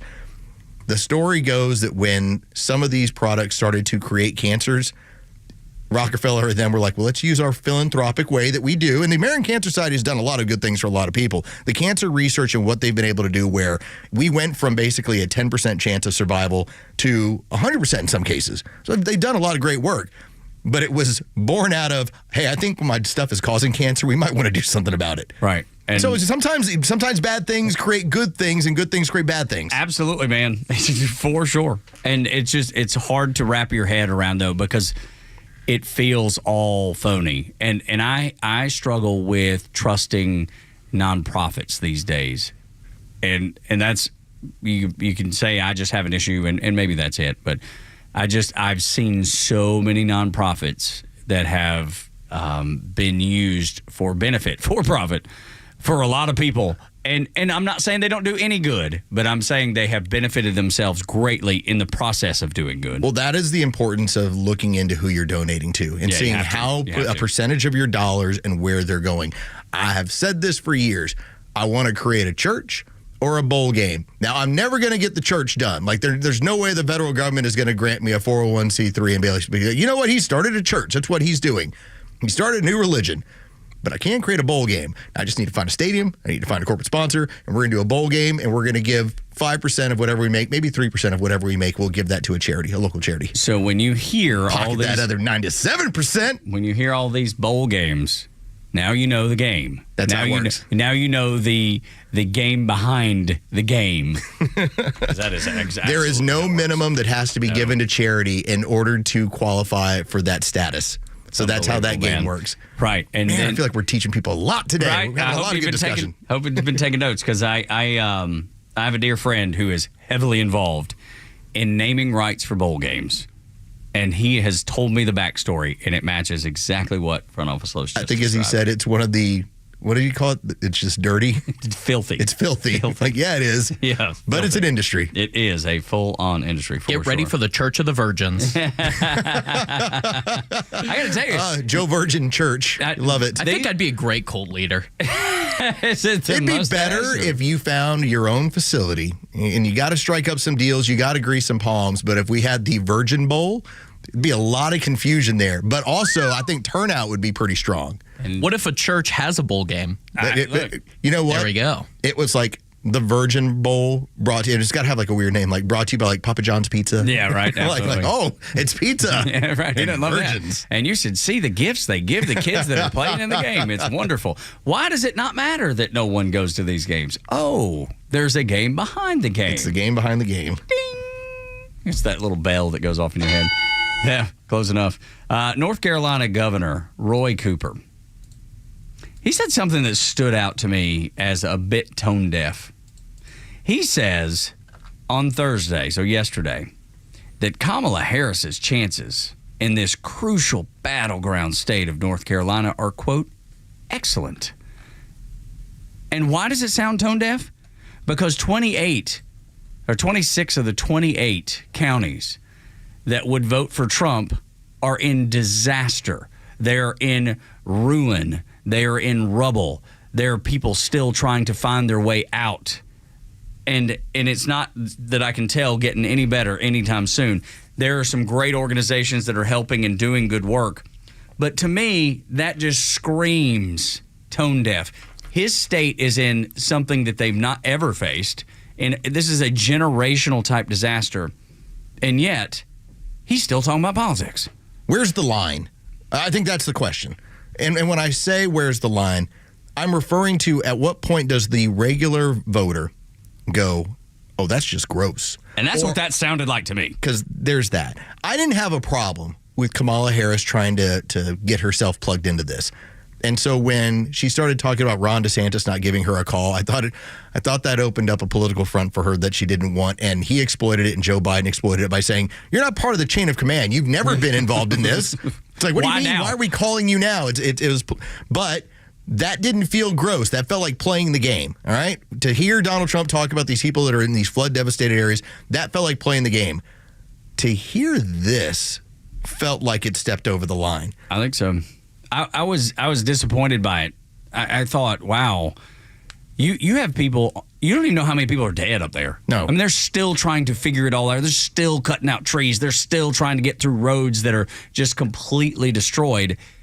And your go-to, like, is, hey, we got a good shot at winning this state. This might help us turn this place blue. That's what it felt like, is that we're going to take a tragedy and we're going to stand on the back of it to promote a political candidate. This is what is gross. You actually have a call out. And this is, you can go through some of the federal channels if you want to check in on this. There's some people that have also posted about it. They're asking for more cadaver dogs because they're searching and but they do believe that with the amount of people missing, they have to find them. Now, hopefully you find them in other states. Hopefully, as things get back to normal, people come back and you can mark off 100 people off of the list and say, all right, they went somewhere else. The problem is, it's this thing, the way it happened and as fast as it happened, there was no real way to tell people, get out. It just occurred. You had saturated ground and suddenly 41 trillion gallons of water dumped on this area. So when you're calling for cadaver dogs, I think it's because you believe we're going to find more bodies. Like they may get to, at this point, we're over 200. The word is that they're still missing like 800 to 1,000 people. Yeah. And the governor up there, the Democrat governor up there, he's talking about we got a good chance of winning the state. It just seems. It's not the time, bro. Yeah, dude. Not the time. If you want to politicize it in some way, now the only problem that he can is typically by going after the federal government, which we've already seen. You don't do that. Yeah. Yeah. They will Eric Adams you before your head will be spinning. But just don't say anything. Like, what do you suppose was the rationale? Like, I got a great opportunity to say something really great right now that's going to give Kamala this boost that I know she needs. I just don't understand, like, what he felt like good was going to come out of making the statement, other than it looking political on the backs of people that are having the worst experience of their life. Everybody knows there who's going through this tragedy. Desperation makes you do silly things. It really does. Like, you hear the reports of people looking to steal stuff, and part of it's because they ain't got anything right now. It's like, this is what happens. Desperation will create all sorts of craziness.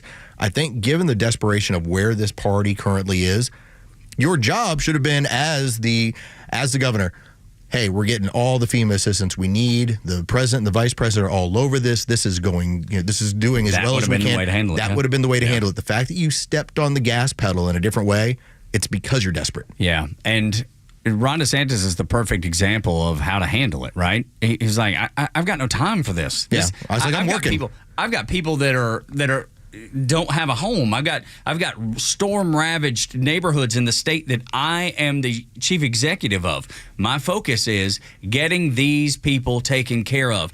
Then we can talk about the other stuff. Then we can talk about what happens in 24 days. But right now, my focus is the people that matter. From when I was in Florida before Helene, when we weren't sure what direction it was going to go, it hit by Friday. We left Wednesday morning, still just weren't sure.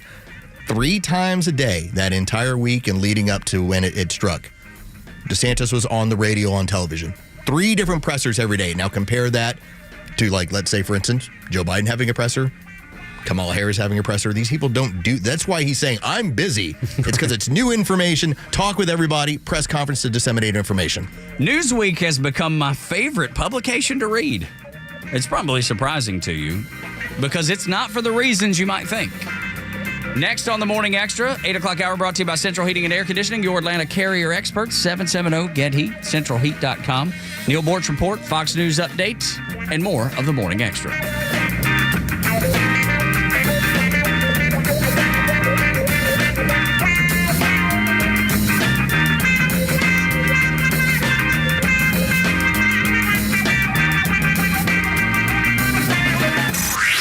Time for the Bortz Report, exclusively on Atlanta's only conservative news and talk station, Extra 106.3. And now for something completely different. Somebody has decided to survey and find out what the 9 most hated words in the English language are. Why not 10? I don't know. Starting out at number 9, the word puss needs no explanation. Number 8, the word panties.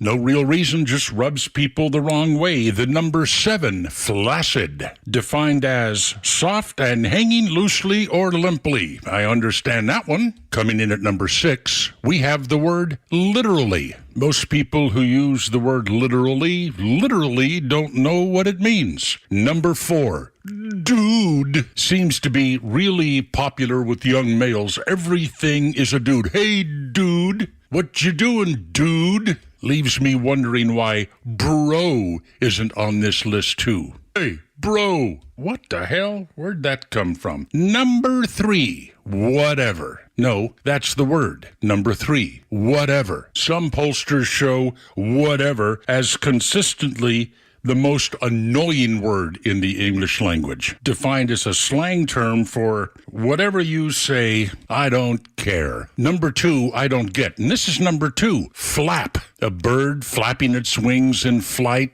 extra folds of skin. I don't know. You know what? I skipped number 5. Let's go back. Number 5, the word like. There was a movie, Clueless, where the girls said like this, like that. Teenage girls picked it up around the country. Now it's a filler word. It has no meaning and no purpose and is awfully annoying. And number 1, this will surprise you, or maybe not. Whatever. Moist. First usage, 1325 AD. I have no idea why, but the word just makes some people cringe. As does the word Bortz, as in Neil Bortz, Extra 1063. Tune into your new favorite show that's redefining the A to Z's of marketing, The Marketing Mad Men. We'll take you behind the scenes of successful campaigns and reveal the strategies that win. We're not just talking about marketing, we're making it happen. From viral content creation to leveraging AI for customer engagement, our experts bring you to the cutting edge of industry. This is your playbook for market dominance. Tune in and transform your approach with actionable tips that could skyrocket your ROI. The Marketing Mad Men every Saturday at 4 p.m. right here on Extra 1063. Have you considered securing your family's future? Protecting your hard-earned assets, navigating complex legal matters with ease. Nelson Elder Care Law is here to guide and empower you and your loved ones. As a family-owned and family-focused business, our mission is to exceed your expectations, offering absolute assurance and peace of mind. With our trademark Absolute Protection Trust and expertise in customized estate planning, Medicaid crisis solutions, probate administration, guardianship, and conservatorship, Nelson Elder Care Law protects what matters most to you. Imagine a team dedicated to safeguarding your legacy every step of the way. Our flat fees ensure transparency, and our customized plans prioritize your family's specific needs. Are you worried about protecting your family and your legacy after you're gone? Let us help you ensure you're absolutely protected from whatever curveballs life may throw your way. Schedule a complimentary legacy planning meeting with our legal team in Marietta or Woodstock today. Contact us at 678-250-9355 or visit NelsonElderCareLaw.com. The party that's been screaming the most about election interference from the Russians is wanting millions of people to cross the border legally and vote in our elections. That's right. The Kimmer Show every afternoon from 3 to 6 p.m. on Extra 1063 and the Extra app. WFOM and W292 EV Marietta, a Dickey Broadcasting Station. The 9 a.m. hour is presented by Southern Exteriors. Quality and precision you can run. Most Floridians who are in shelters for the storm are back home surveying Milton's damage. I'm Dave Anthony, Fox News. 13,000 were sheltered overnight, so that means that roughly 85,000 people are already heading back to their homes. Florida Emergency Management Director Kevin Guthrie. Milton blamed for at least 17 deaths, and there are still nearly 2.5 million power outages. A real challenge continues to be gasoline. Of the state's 8,000 gas stations, 2,000 are without fuel. Fox's Steve Harrigan out surveying damage in Tampa this morning. Really, it's one square after another. Pretty neat piles of debris all the way down this road. Some of this is from Hurricane Helene 2 weeks ago. Some of it is from Hurricane Milton, and they are waiting for it to be picked up. Flooding's also been an issue. About 1,000 people have been rescued. Some at a Tampa Senior Center underwater. It's very scary. It was very cold. Vice President Harris said while campaigning in Arizona and Nevada. I cannot stress enough the work that we have been doing around the clock to make sure that the federal resources are on the ground in partnership with state and local leaders. Former President Trump says the federal response to Hurricane Helene 2 weeks ago, especially in flood-ravaged North Carolina, is the worst ever. He'll campaign in Colorado and Nevada today after going to Detroit, warning about Chinese cars built in Mexico. They think that they're going to sell all of these cars into the United States, which would destroy Michigan, totally destroy your state. But it's not going to happen. Former President Obama held an anti-Trump rally in Pennsylvania, but earlier at a Democratic campaign office in Pittsburgh, Obama appeared concerned about Harris's support, especially among black men. We have not yet seen the same kinds of energy and turnout in all quarters of our neighborhoods and communities as we saw when I was running. We just got another inflation update. At the wholesale level this time, they did not increase last month from August, and like consumer prices, the annual rate of producer price inflation declined slightly to 1.8%. America's listening to Fox News. If your approach to everyday aches and pains is to mask them, feel better for a few hours only to have the pain return and then repeat the cycle all over again, it's time to try Relief Factor. And the good news is Relief Factor makes that easy. Their 3-week quick start is just $19.95, less than $1 a day. Instead of masking pain, Relief Factor helps eliminate it. How? Well, its unique formula of ingredients helps support your body's response to inflammation. Relief Factor was developed by doctors. It's 100% drug-free, and for so many people, the results are game-changing, even life-changing. So give it a try. Right now, their 3-week quick start is just $19.95. Go to ReliefFactor.com or call 1-800-4-RELIEF. That's 1-800-4-RELIEF. See how in a few weeks or even days, Relief Factor can reduce your pain. When you feel better, life is just better. So don't mask pain. Fight it naturally with Relief Factor. Coffee, keys, and extra 106.3. That's how I get to work and home. Tug, Rhino, and Los on the Morning Extra until 10 bonus hour. And then the Glenn Beck program, Clay Travis and Buck Sexton, and the local afternoon show with the Kimmer, Pete and Flounder. Kimmer show from 3 until 6. I just had the dynamic duo of Amanda and Bella, who will, our social media team, who will be in our meeting that we have later today. Let's go. They were angling for us to buy them breakfast, and I was like, you don't eat what I eat. That's right. You know, I was telling him, like, I don't know if you really want that hash that I enjoy getting from down the road, but I don't know. Maybe we find up something. Yeah, we'll do something, man. Get him a bagel or something. Quick run to Quick Trip and get those good old bagels that everybody likes eating. Yeah, man. Or right just next door to like Goldberg's or something. That'd be the way to go, I think. And you don't have to leave. See, that's the thing about being here at the Battery. You have most everything you need, but if you ever do need to leave, you got to go to the parking deck. You got to scan in and out. I mean, it's a process. Well, and that was the deal. We have a new neighbor, Cultivate, and Cultivate is the first coffee bar that was open early enough. So you have all these workers that were descending on the Battery, and nobody for like the first few years of this place ever thought, how do we get them coffee outside of if you were going over to Goldberg's? There was nowhere to just get a quick coffee in here. That's right, absolutely right. And there's like a new Quick Mart too down at the end. I say new; it's been there for over a year now for sure. But that was another thing that I think people were like, "Hey, man, if I could just get something quick, like if if I needed to pop into a grocery store and get a bag of nuts or something, you know what I mean? Just something to snack on. Or a pack of smokes. Yeah, or whatever. Yeah, for sure, yeah. I just need some Zen.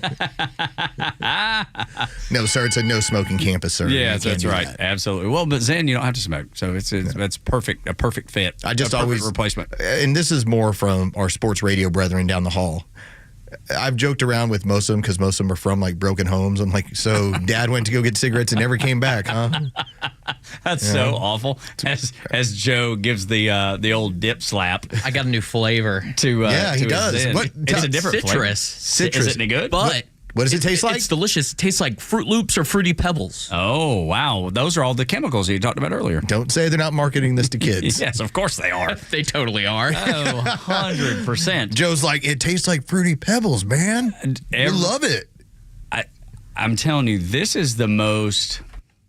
As I grew up, everybody on the show, with the exception of Captain Goey Virgin River, all grew up in the 90s with, when the stop smoking campaigns were huge. And I got to tell you, I saw smoking diminish as I went through high school and got less and less and less. Now, I do think it's reoccurring. It's actually coming back a little bit. Coming back as vape. Yeah. Yeah. Well, that too. That happened, but just because I remember in the 80s, like if you watch 80s movies, the amount of like John Hughes movies where the teenagers are smoking. Yeah. If you watch Bad News Bears, Kelly Leak is smoking as like a 12-year-old. It's like things had to change a little bit there. For sure. But I'm telling you, Zen is something that has taken the world by storm, especially young men. Maybe mainly only young men. I don't know if any women use Zen or not, but I can't old say. Men.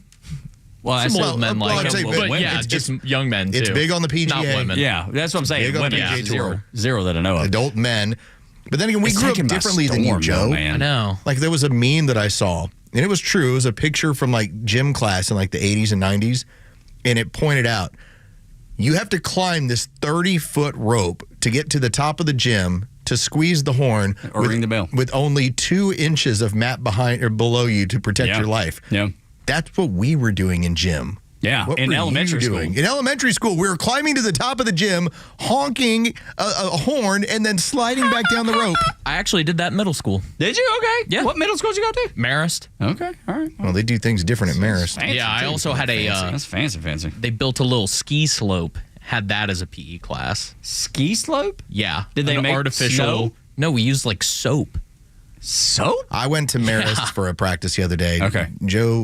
Joe grew up privileged. Yes, no doubt about it. So and very then privileged. I moved to Riverwood for high school. I remember playing at Riverwood. It seems, is that the one right off 285? They built a whole new thing. Yeah, it looks I did not amazing. go to that one. Okay, I went got it. to the windowless prison. Oh, okay. Well, then there you go. His family suddenly were like, we're going to have him slum it.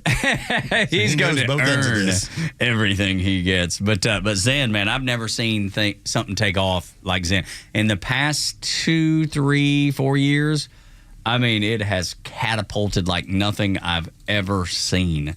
It is more important than smoking or drinking or anything. I mean, at least in my opinion. By the way, it's a 62% increase last year over 2022. There were 385 million cans sold last year. Tucker Carlson uses, everybody, like Lo said, everybody on the PGA, everybody on Jacob's baseball team over at College of Charleston, everybody. And you know, half the team dips too. So, I mean, they got Zen in one side and just a Chaw in the other side. 1.3 billion last year. It looks like they're on pace for almost 2 billion this year. So, yeah, that's a pretty big jump. Dude, I'm telling you, I've never seen anything like it. And it seemingly came out of nowhere. It's like the crack epidemic. Yeah, no kidding. Yeah, but legal. The epidemic of crack, except it's Zen. It's legal. It's legal. You buy it at the gas station. 9 o'clock hours brought to you by Southern Exteriors, your home exterior solution since 1999. Just reach out to them if you have anything with the roof, the siding, windows, doors, gutters, back decks. You want to screen that thing in? They can do it all. 8779 southernexteriors.co. I've got a new publication that I love to read. And it's probably not why you think or what you think. You know, if you were to say it's some Georgia Bulldog website, yeah, I can see why you think that, or some Braves website, I can see why you think that. But it's not. It's actually Newsweek. The reason? Newsweek is now concerned that Kamala is losing the hurricane narrative. It's so funny to watch these people reel and squirm trying to figure out how to prop Kamala Harris up. 2 thoughts came to mind. Why are they so concerned about the narrative? What about the folks? Shouldn't you be concerned about that? And then the narrative, it's like the Governor Cooper thing that we talked about in North Carolina. The politics have never let a emergency, never let a crisis go to waste. That was what Rahm Emanuel said several years back. And you can see it shows up everywhere. It rears its ugly head, if you will. So, yes, more concerned about the narrative than the people. Secondly, she has no place. She's unnecessary. She's not involved in the chain of command. She wants to be involved because how it might help her look versus actually helping anybody. This article tells you exactly why she's been so adamant about speaking with Ron DeSantis, and Ron DeSantis has just dismissed her because she has no role and there's nothing for her to do or say that's going to be beneficial. So, of course, he's dismissed her. And so is the president, Joe Biden. We have seen a seismic shift this week. You know, I called it a sea change, that they decided after the weekend and the current polling that you're losing. And where are you losing? All right, you need to start telling people about what you believe. So they had the media tour. They marched her out there all day Tuesday. They put her out there, and that kind of fell flat because she's just not good at that stuff. Put her on Univision yesterday. Oh, my. All right, whatever. It was weird, too. Well, she had a teleprompter, and it did just distract you or anything, to get you off, but she had a teleprompter for a town hall. When you're supposed to speak candidly with people, the camera pans around behind her, and you can see the teleprompter in front of her. When they realize the camera was coming around, they flip it off, but not in time. Univision then tries to step up and say, no, that was for our moderators. Like, their moderators are 20 feet away from that thing. She's 5 feet. It's like, please don't tell me that's for your moderators. Such a lie. I've spoken on prompter before. You don't get 20 feet away from the prompter. and be able to see it. It's just not how that works. So, with that all being said, you then have the scenario where they know they're losing with men across the board. We talked about Hispanic men, black men, white men, working class men, all across the board. as of this morning, they're dropping ads that are showing like men who aren't afraid to vote for Kamala Harris. If that's what your idea of a man is, I'm really curious where we're at. And what does, like, I have no fear of voting for her. I'm not scared to vote for her. That's the first one. I'm scared of what she will do if I were to vote for her. Who is this guy? So this guy is very large and in a cowboy hat, and he's trying to look like he's trying to feed chickens. Show you that I'm not afraid to vote for Kamala Harris. You know, this is who I am. And the entire ad goes through, all right, here's a dude working on a bike. Here's a dude over by the horse ranch. But they all look, and as you'd expect, like paid actors. Every one of them. We try to find somebody that might fit a role, and we'll put you in some clothes. And listen, I need you to go ahead and wear this cowboy hat, and I want you to feed some chickens and tell people how you're interested in voting for Kamala Harris. They will tell you where their weaknesses are, and this is where her weakness is right now. Yeah, and every one of these people look as artificial as her entire campaign does. Let me play this piece of audio for you, because I think it really plays into what you're bringing up.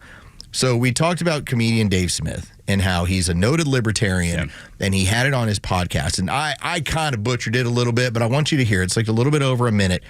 He starts talking about the difference in voting for Donald Trump versus voting for Kamala Harris and Joe Biden. And the part that jumps out to me, he's not telling you he's voting for Donald Trump. In fact, there's a part of me that thinks he just won't vote at all. But he's brought out the difference, and I think it really speaks to when you say trying to become something more than just a figurehead. There's a few things that are very interesting about this presidential race. One of them is that we don't have a president currently.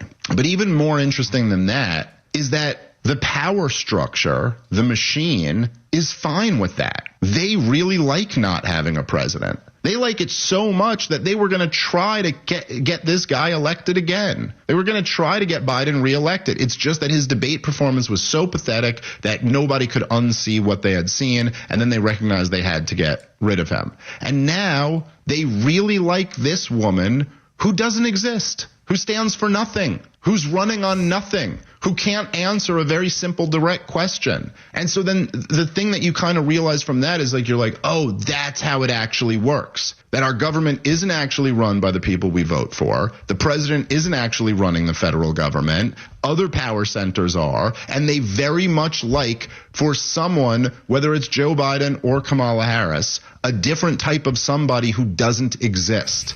Is that not like a really good way of putting it?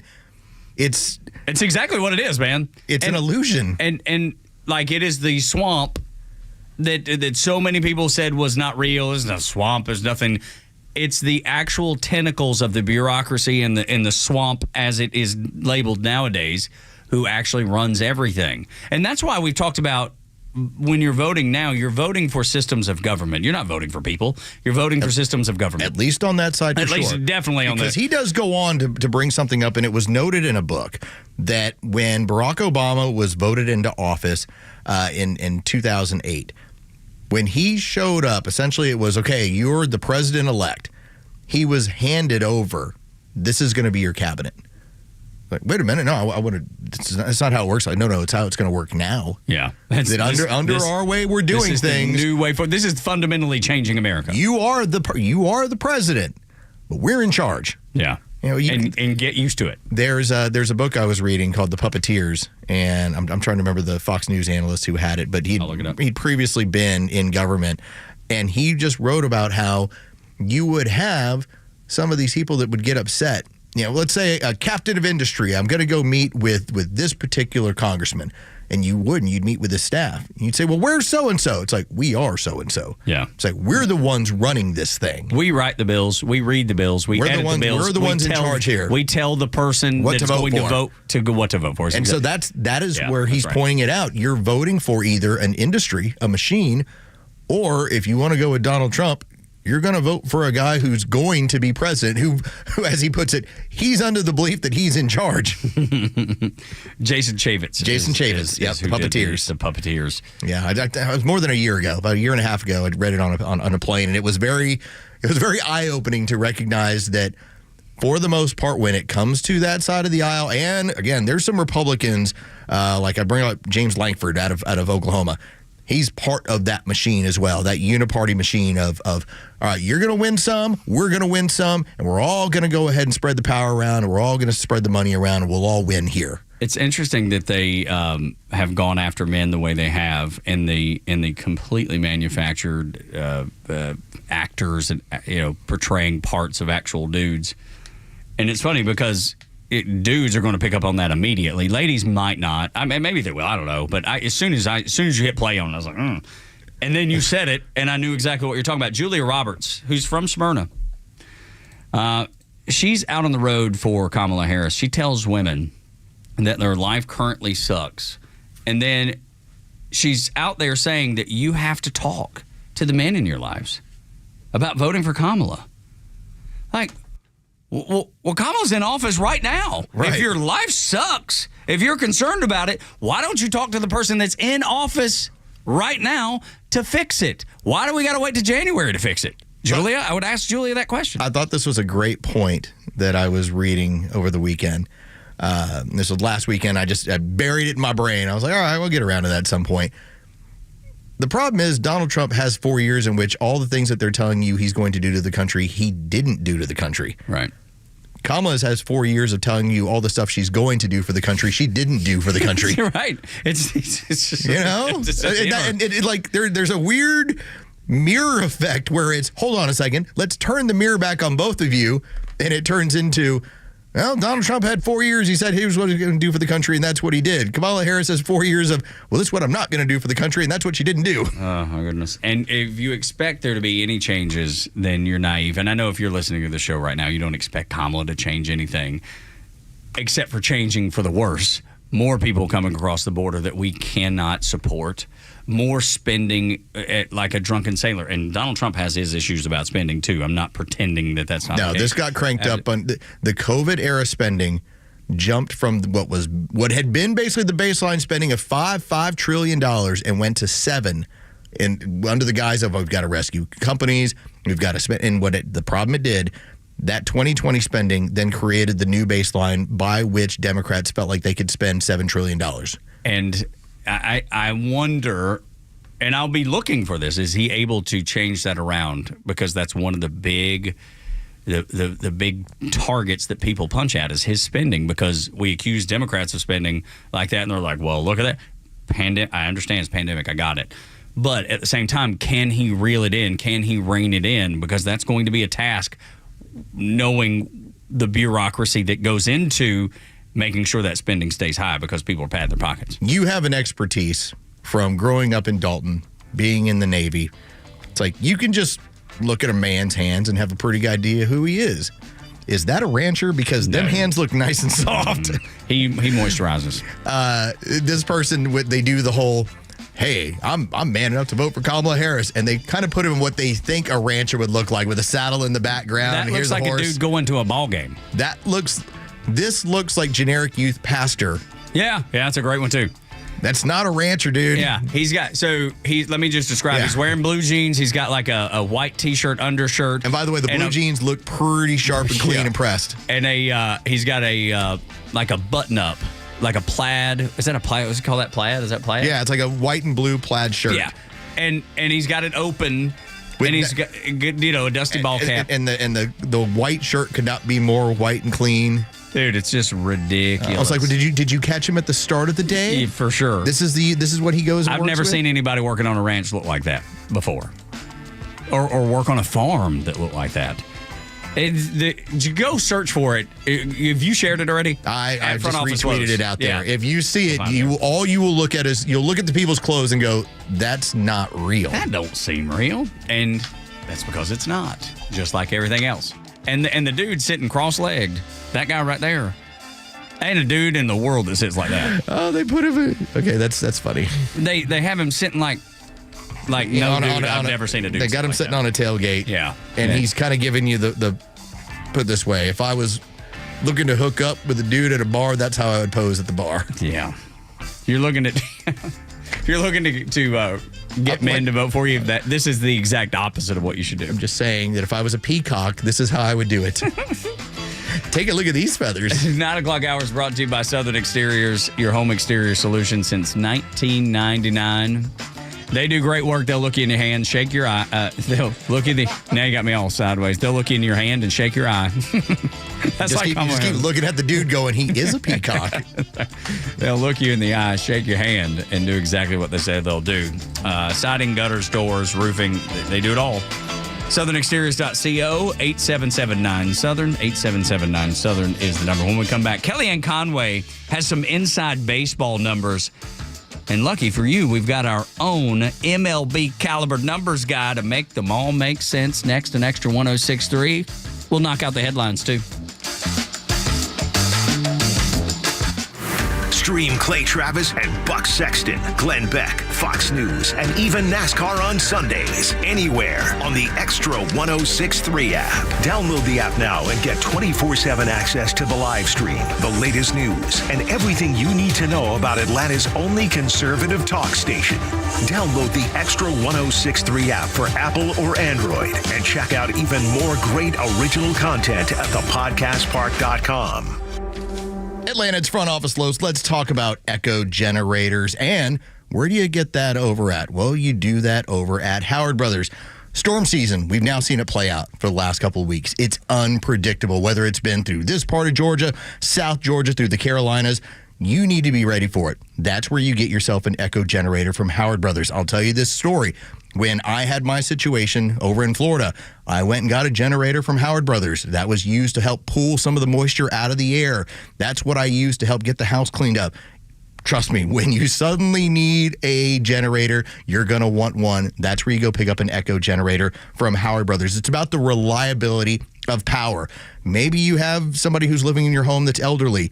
You want to make sure that their equipment is working, especially if it's electrical in nature. That's where you go over to Howard Brothers and they can help you. You basically let them know, here's how much I'm looking to power, here's how long, and they can point you in the right direction of the right equipment so that you're ready when the next storm hits. That is the importance of echo generators and Howard Brothers. The grass is always greener when you take care of it with Echo and with Howard Brothers.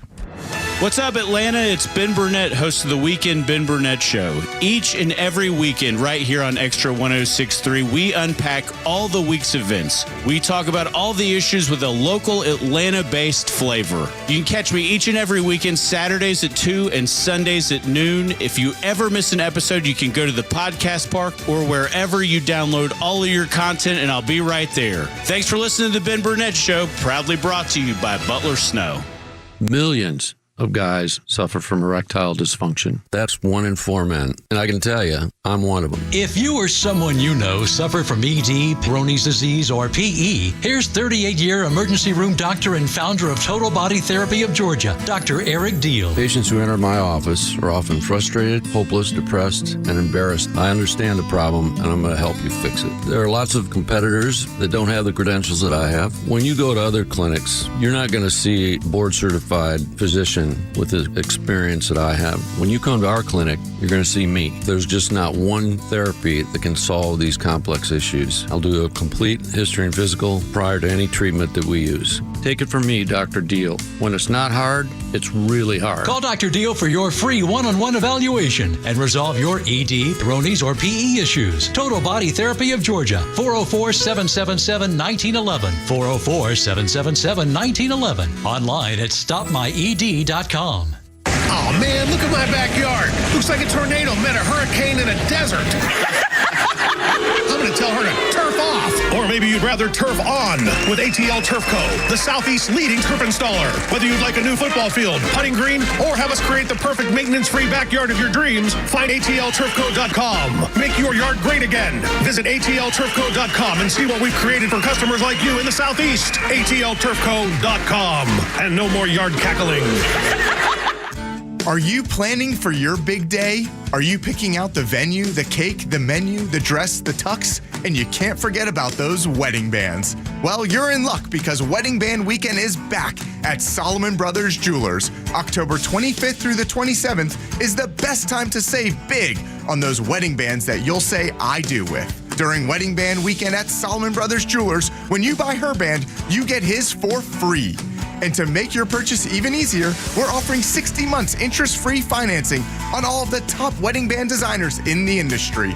That's 5 years to not worry about paying for those beautiful rings that symbolize your commitment. And remember, no matter the price, you'll find something nice. So come visit us October 25th through the 27th to shop for your wedding bands in Buckhead on Peachtree Road, Alpharetta Old Milton Parkway, and Sharpsburg on Highway 34 and Fisher Road, or online at SolomonBrothers.com. The stories that matter to you.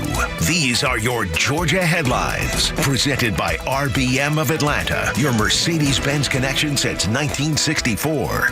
These are your headlines for Friday, October 11th, 2024. Early voting is just around the corner in the state of Georgia. Beginning on Tuesday, October 15th, that'll be next week on Tuesday, early voting will begin in the state of Georgia and will extend until Friday, November 1st. Election day still remains Tuesday, November 5th. Attorneys for Jose Antonio Ibarra, the man accused of murdering Laken Riley while on the campus at the University of Georgia, are set to be in court as of this morning, as they have filed a number of motions in order to get some evidence and some additional information looked at to whether or not it will be part of the trial that will be coming up next month. Hundreds of paramedics are departing from DeKalb County. They're going to be headed to the Carolinas as well into Florida in order to help storm victims of the two most recent hurricanes. College football action beginning tomorrow at noon. You will have Georgia Tech at North Carolina. That's going to be that noon kickoff. You can check that out on our sister station, 680 The Fan. Then 4:15 in the afternoon,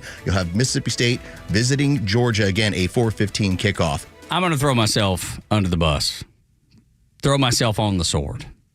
Because this happens to me a lot. I start looking at numbers, trying to figure out what in the world they mean, and usually my eyes go blurry. Do you have that problem? You ever run into that where you're just like, oh my gosh, there's so much information. I'm having a hard time processing it all. And a lot of times I run into that with polling. And that's why it's so important to have somebody like Front Office Los on the show to be able to break this stuff down and help you and me make sense of it all. Because Kellyanne Conway has posted some of the polling about Donald Trump and said it's the best polling ever and that he's ever gotten. And media outlets are undercounting his voters again. Is what they regularly do. And yet, she says it's the best ever, Los. It's a trend analysis is what it is. Because if you were to look at, let's say, for instance, let's go with the state of Wisconsin. And the state of Wisconsin ended up polling at Clinton plus almost nearly 7 points. All right. You then had Biden at basically plus 5.5. What happened? Well, Biden won the state by about, I think it was 40,000 votes. And the time before, Donald Trump won the state. So when you have Harris polling at a 0.4 percentage, know that they have missed the number by as much as 6 to 7 to 8%. And so that's the underpolling. And that's the underpolling. That's being unable to find those people that end up voting for Donald Trump. This is what happens on a regular basis. For instance, when you look at what happened in 2016 with Trump, he was a plus 4.5 here in the state of Georgia. It ended up being a little bit more than that. But you bounce around to all these different places. Michigan, Clinton, plus 7.3. When it came to Biden, plus 6.7. And yet, Donald Trump had a razor-thin win in 2016 and barely missed in 2020. Right now, he has a lead in Michigan, according to these numbers. So that is the trend analysis that's going on that has the Democrats concerned. It has Republicans very excited that if we're typically missing the number by 5 to 7%, he may stomp her in these states. Like if he won by 5 to 6%, where he's already ahead, that would be shocking. Yeah, absolutely. It would be a repeat of 2016 because no one gave Donald Trump a chance. It was the anointed one. All the polling said Hillary Clinton was going to just wax the floor with Donald Trump.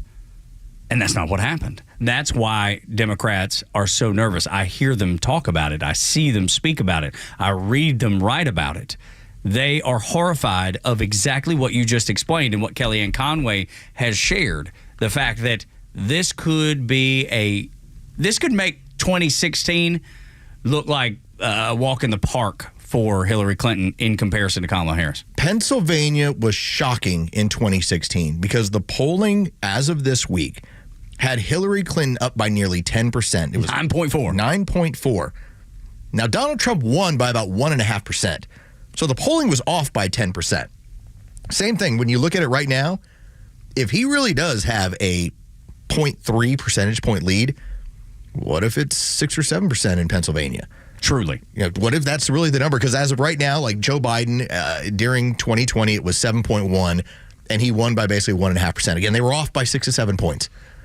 So what if that's the trend analysis and that's the way it's going? That is why you have somebody, again, Kellyanne Conway, the reason why she's Kellyanne Polls. This is what she does. And she's sitting there with the pom-pom saying, this is great news to see what this data is at. I mean, and it's easy enough for me to understand it as well, and I'm not great with this stuff, but it's fascinating to see the Democrats in full panic mode. Their vibes have gone to become anxiety. And that's the things that you're hearing out of the left. Axios this morning, article out of Axios, talking about, oh my God, what are we going to do? Donald Trump is going to win this. This is an article I read this morning from Axios, the leftist outlet owned by the same folks that own the Atlanta Journal-Constitution. You hear the raging Cajun, James Carville, say, I'm scared. There's a reason those things are happening. It's not to stir up emotion with you. They're telling you the way they're feeling because of the way the polls are pointing. And Kellyanne Conway standing there with the cheerleader pom-poms, as you said. All right, so let's go through what's going on in Florida. And this is where you take a look at the biggest difference in what they have done under Ron DeSantis as far as getting a bunch of Republicans that are now registered to vote. The state has largely been cut off as being a battleground state anymore. It's just not. It's not working. It's not been in, 20 years now. What happened was in 2016 when they moved through Miami-Dade County, which is typically the area where they're going to dominate. The numbers weren't there in the same way in 2020. They still did well, but in 2020 it shifted, and by 2022 it was clear Miami-Dade County has now become pretty much a purple area. It's no longer blue. And so as you get into the Florida panhandle, that's all red. Yeah, and that's my people there. So give you an example. Clinton was ahead by almost 3 points in 2016. Now, Donald Trump ended up winning by about 1.5%. So they were off by about 4.5%. In 2020, the numbers at this time had Biden ahead by about 4%. By the time we got there, Donald Trump won by 4%. So they were off by 8%. But that's a huge number. When it comes how do you miss it that bad? I know it's under polling, but when it comes to Florida now, Donald Trump is up by 6%. What if he wins by 10? I mean, it'll be extraordinary. 10%, people would go, oh my God. I mean, that's planting the flag. But those are the numbers that are now happening that has these, especially a lot of the people that know what's going on. This is why you're seeing the seismic shift in how they're now trying to paint Kamala Harris. You really think that Barack Obama wants to be out in the middle of nowhere, Wisconsin and Pennsylvania? Or Bill Clinton in South Georgia? You think he has any interest in getting on the trail to do that? No. That's got to be so frustrating for him. We have the entire Democratic machine. We're holding on all the money. We got the bully pulpit, and yet this woman, this is what's happening to her because she can't resonate with people. And we're the incumbent. Yes. I mean, just think about that. The incumbent always has the advantage. Always. Yes. Until now. And that's because she's so unlikable, so unrelatable, so artificial that people, when they hear her, they can't connect. Even people that would like to connect can't connect, and that's why this is happening. Well, that's why you have the stage look of these men of, I'm not afraid to vote for Kamala Harris. Like, no, it's not fear. It's, I don't like this woman. Yeah. We were running the same ads. If everyone remembers from 2022, we had the same ads running on this radio station because Stacey Abrams had a really hard time with young black men. And the ads we were running that were put together by her campaign were talking about, why don't you take a look again at Miss Stacey? Don't be afraid to vote for Miss Stacey. And what happened? They didn't vote for her. Well, because it's not being afraid. No. That's the part that they keep messing up. They think this is some sort of cultural, I can't vote for a woman kind of thing. And it's not. It's authenticity. That's exactly right, dude. And Stacey Abrams was just as fake as Kamala Harris. In fact, at least she told you more than what she really thought. Yeah. And that got her in trouble at times. Absolutely it did. Kamala Harris won't tell you much of anything. You have no idea what she's talking about. She talks in circles, and the things she says makes no sense. It's the Kamala word salad. That's why it's popular. And so here's the benefit to Donald Trump.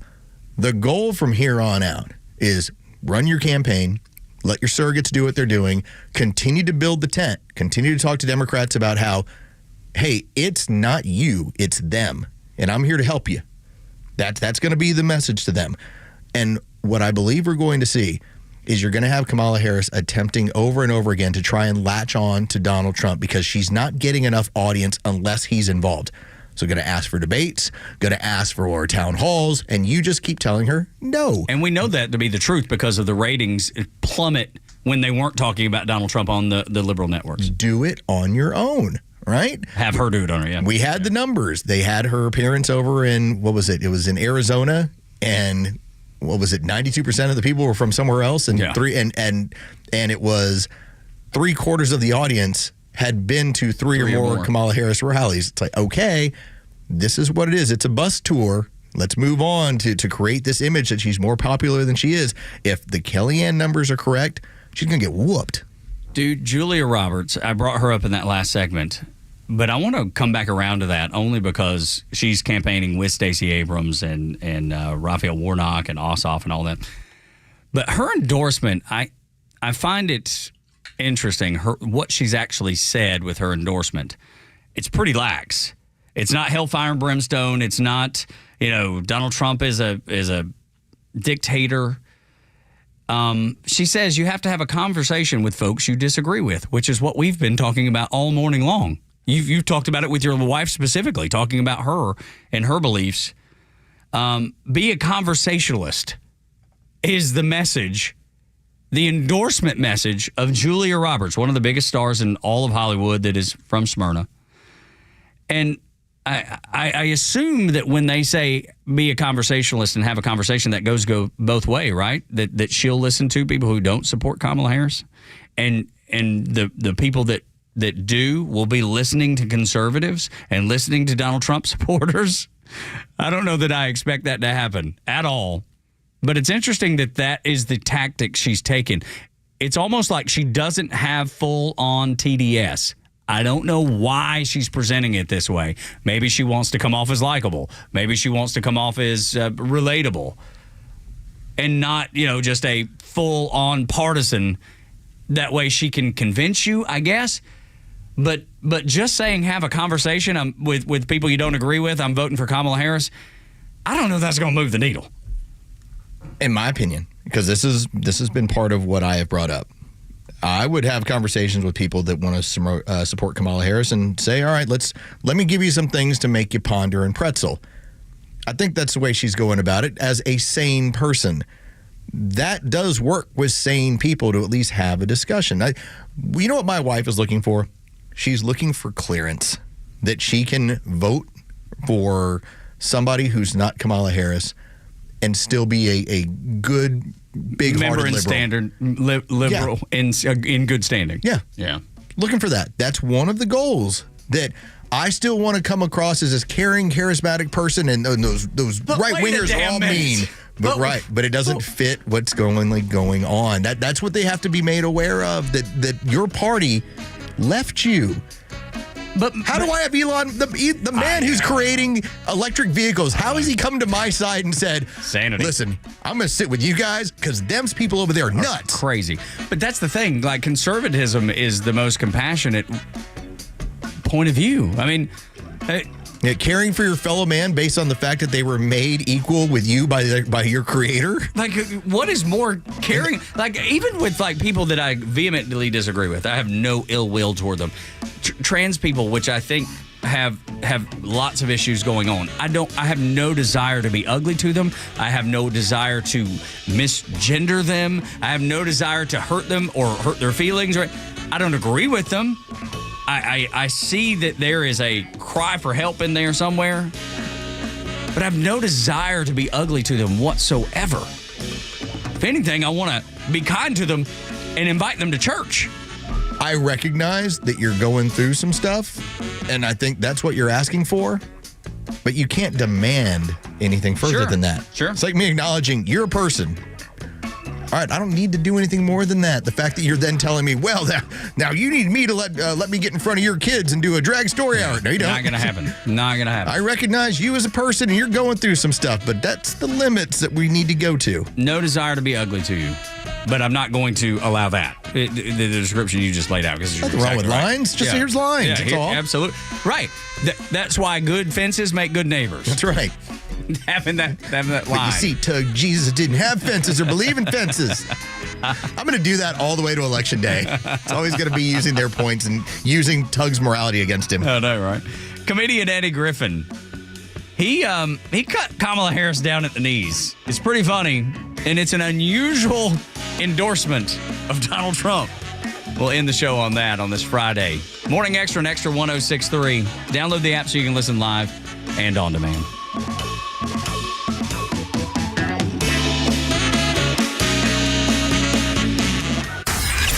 The legend Neil Bortz is only on Extra 106.3. Hey, it's Pete, and here's what you missed from the Talkmaster. I'm sure you've heard by now of the mass shooting that happened in Birmingham, Alabama. I don't know, 20-some people hurt, 4 people killed. One thing the media has not told you is that the shooters were black. Uh-oh. Racism. Don't use that word around me. It means nothing. The urban black culture is a culture of violence, predatory violence.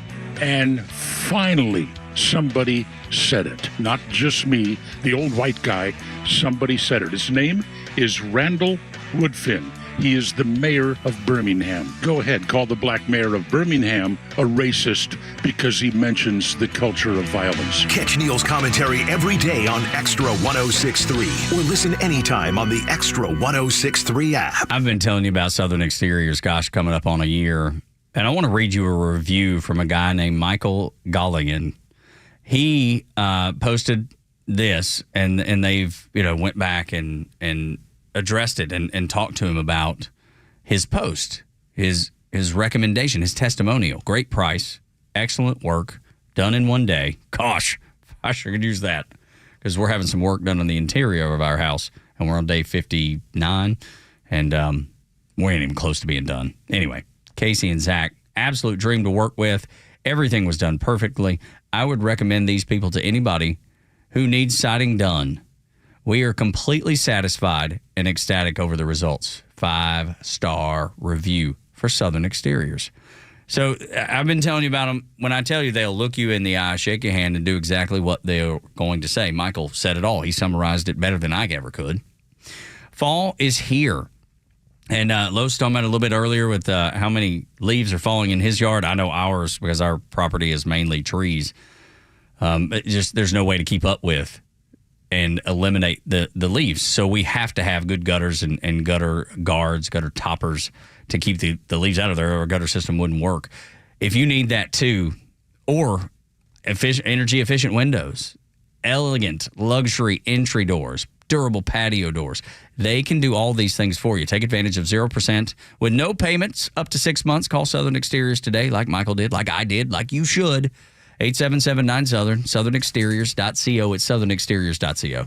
I know it doesn't feel like it right now, but the cold air is coming fast. That means a couple different things to me and you. Energy bills will be rising and company coming over for the holidays. Dan Watkins here with all Four Seasons garage, entry doors, and windows. It's time to get your house ready for the winter air and your holiday visitors. The good news is that we have you covered for every opening in your home. So call us today to set up a free estimate with one of our amazing sales consultants. They'll help you pick out the perfect garage door, front door, and windows for your home. There are crazies on the road. Who knows where they're all going, but if one of them hits you, don't take care of it on your own. Call my friend David Van Sant. He is the lawyer that used to work for the insurance company. The team at Van Sant Law knows who to call, what to say, and will make sure you get what you deserve and what the insurance company doesn't want to pay for. They have your best interest at heart and will take care of everything. If you don't get paid, they don't get paid. My advice, save Van Sant Law in your phone today. 855-GA-INJURY, vansantlaw.com. Are you concerned about securing your family's future and assets? Look no further than Nelson Elder Care Law. As a family-owned and family-focused firm, we offer absolute assurance and peace of mind through our comprehensive asset protection services. Visit NelsonElderCareLaw.com to explore how we can safeguard your legacy and provide tailored solutions for your family's well-being. Hurricane Helene, a chemical plant fire, port strikes, Iranian attacks. These recent events remind us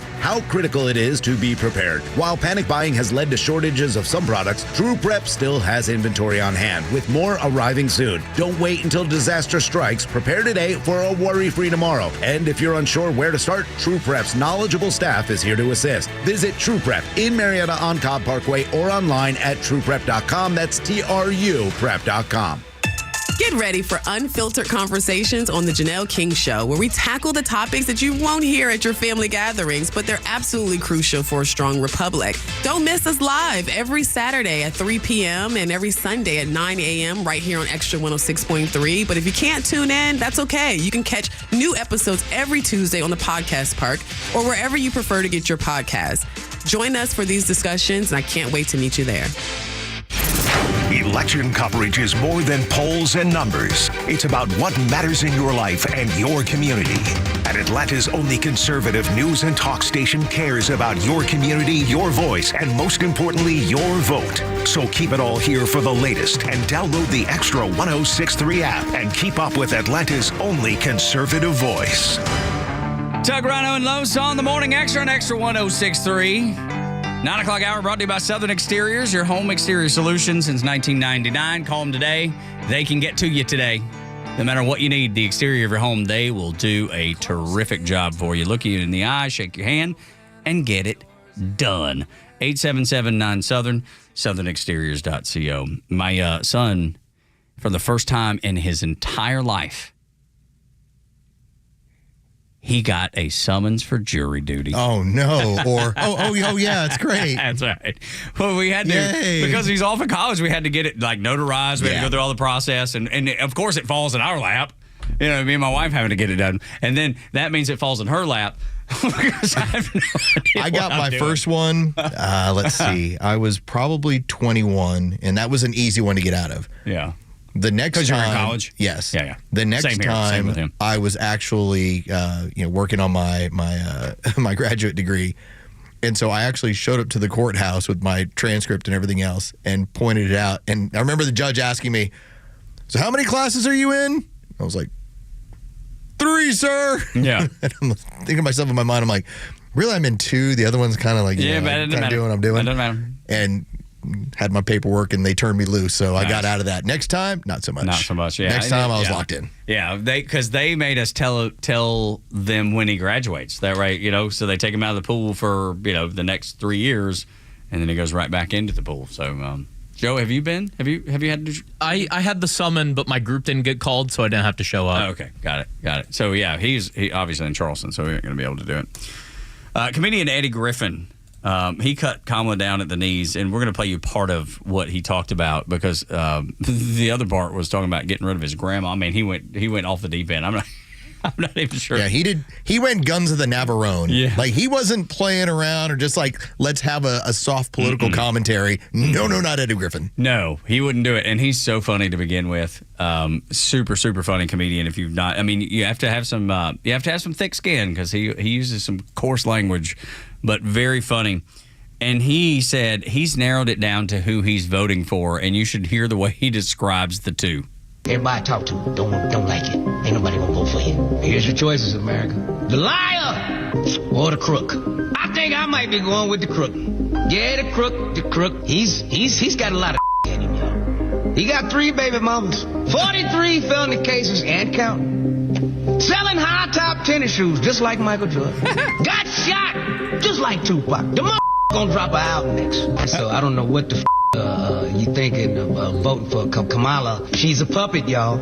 Has 0 experience. Nobody respects her on the world stage. You crazy. Think that gonna be in charge? You know what's gonna be in charge? The government that just put a hurricane and killed American citizens. And now the Fed's saying there's no money left to respond to hurricanes. But there's plenty of money to send weapons and bombs and more money over to Ukraine and Taiwan and everywhere else.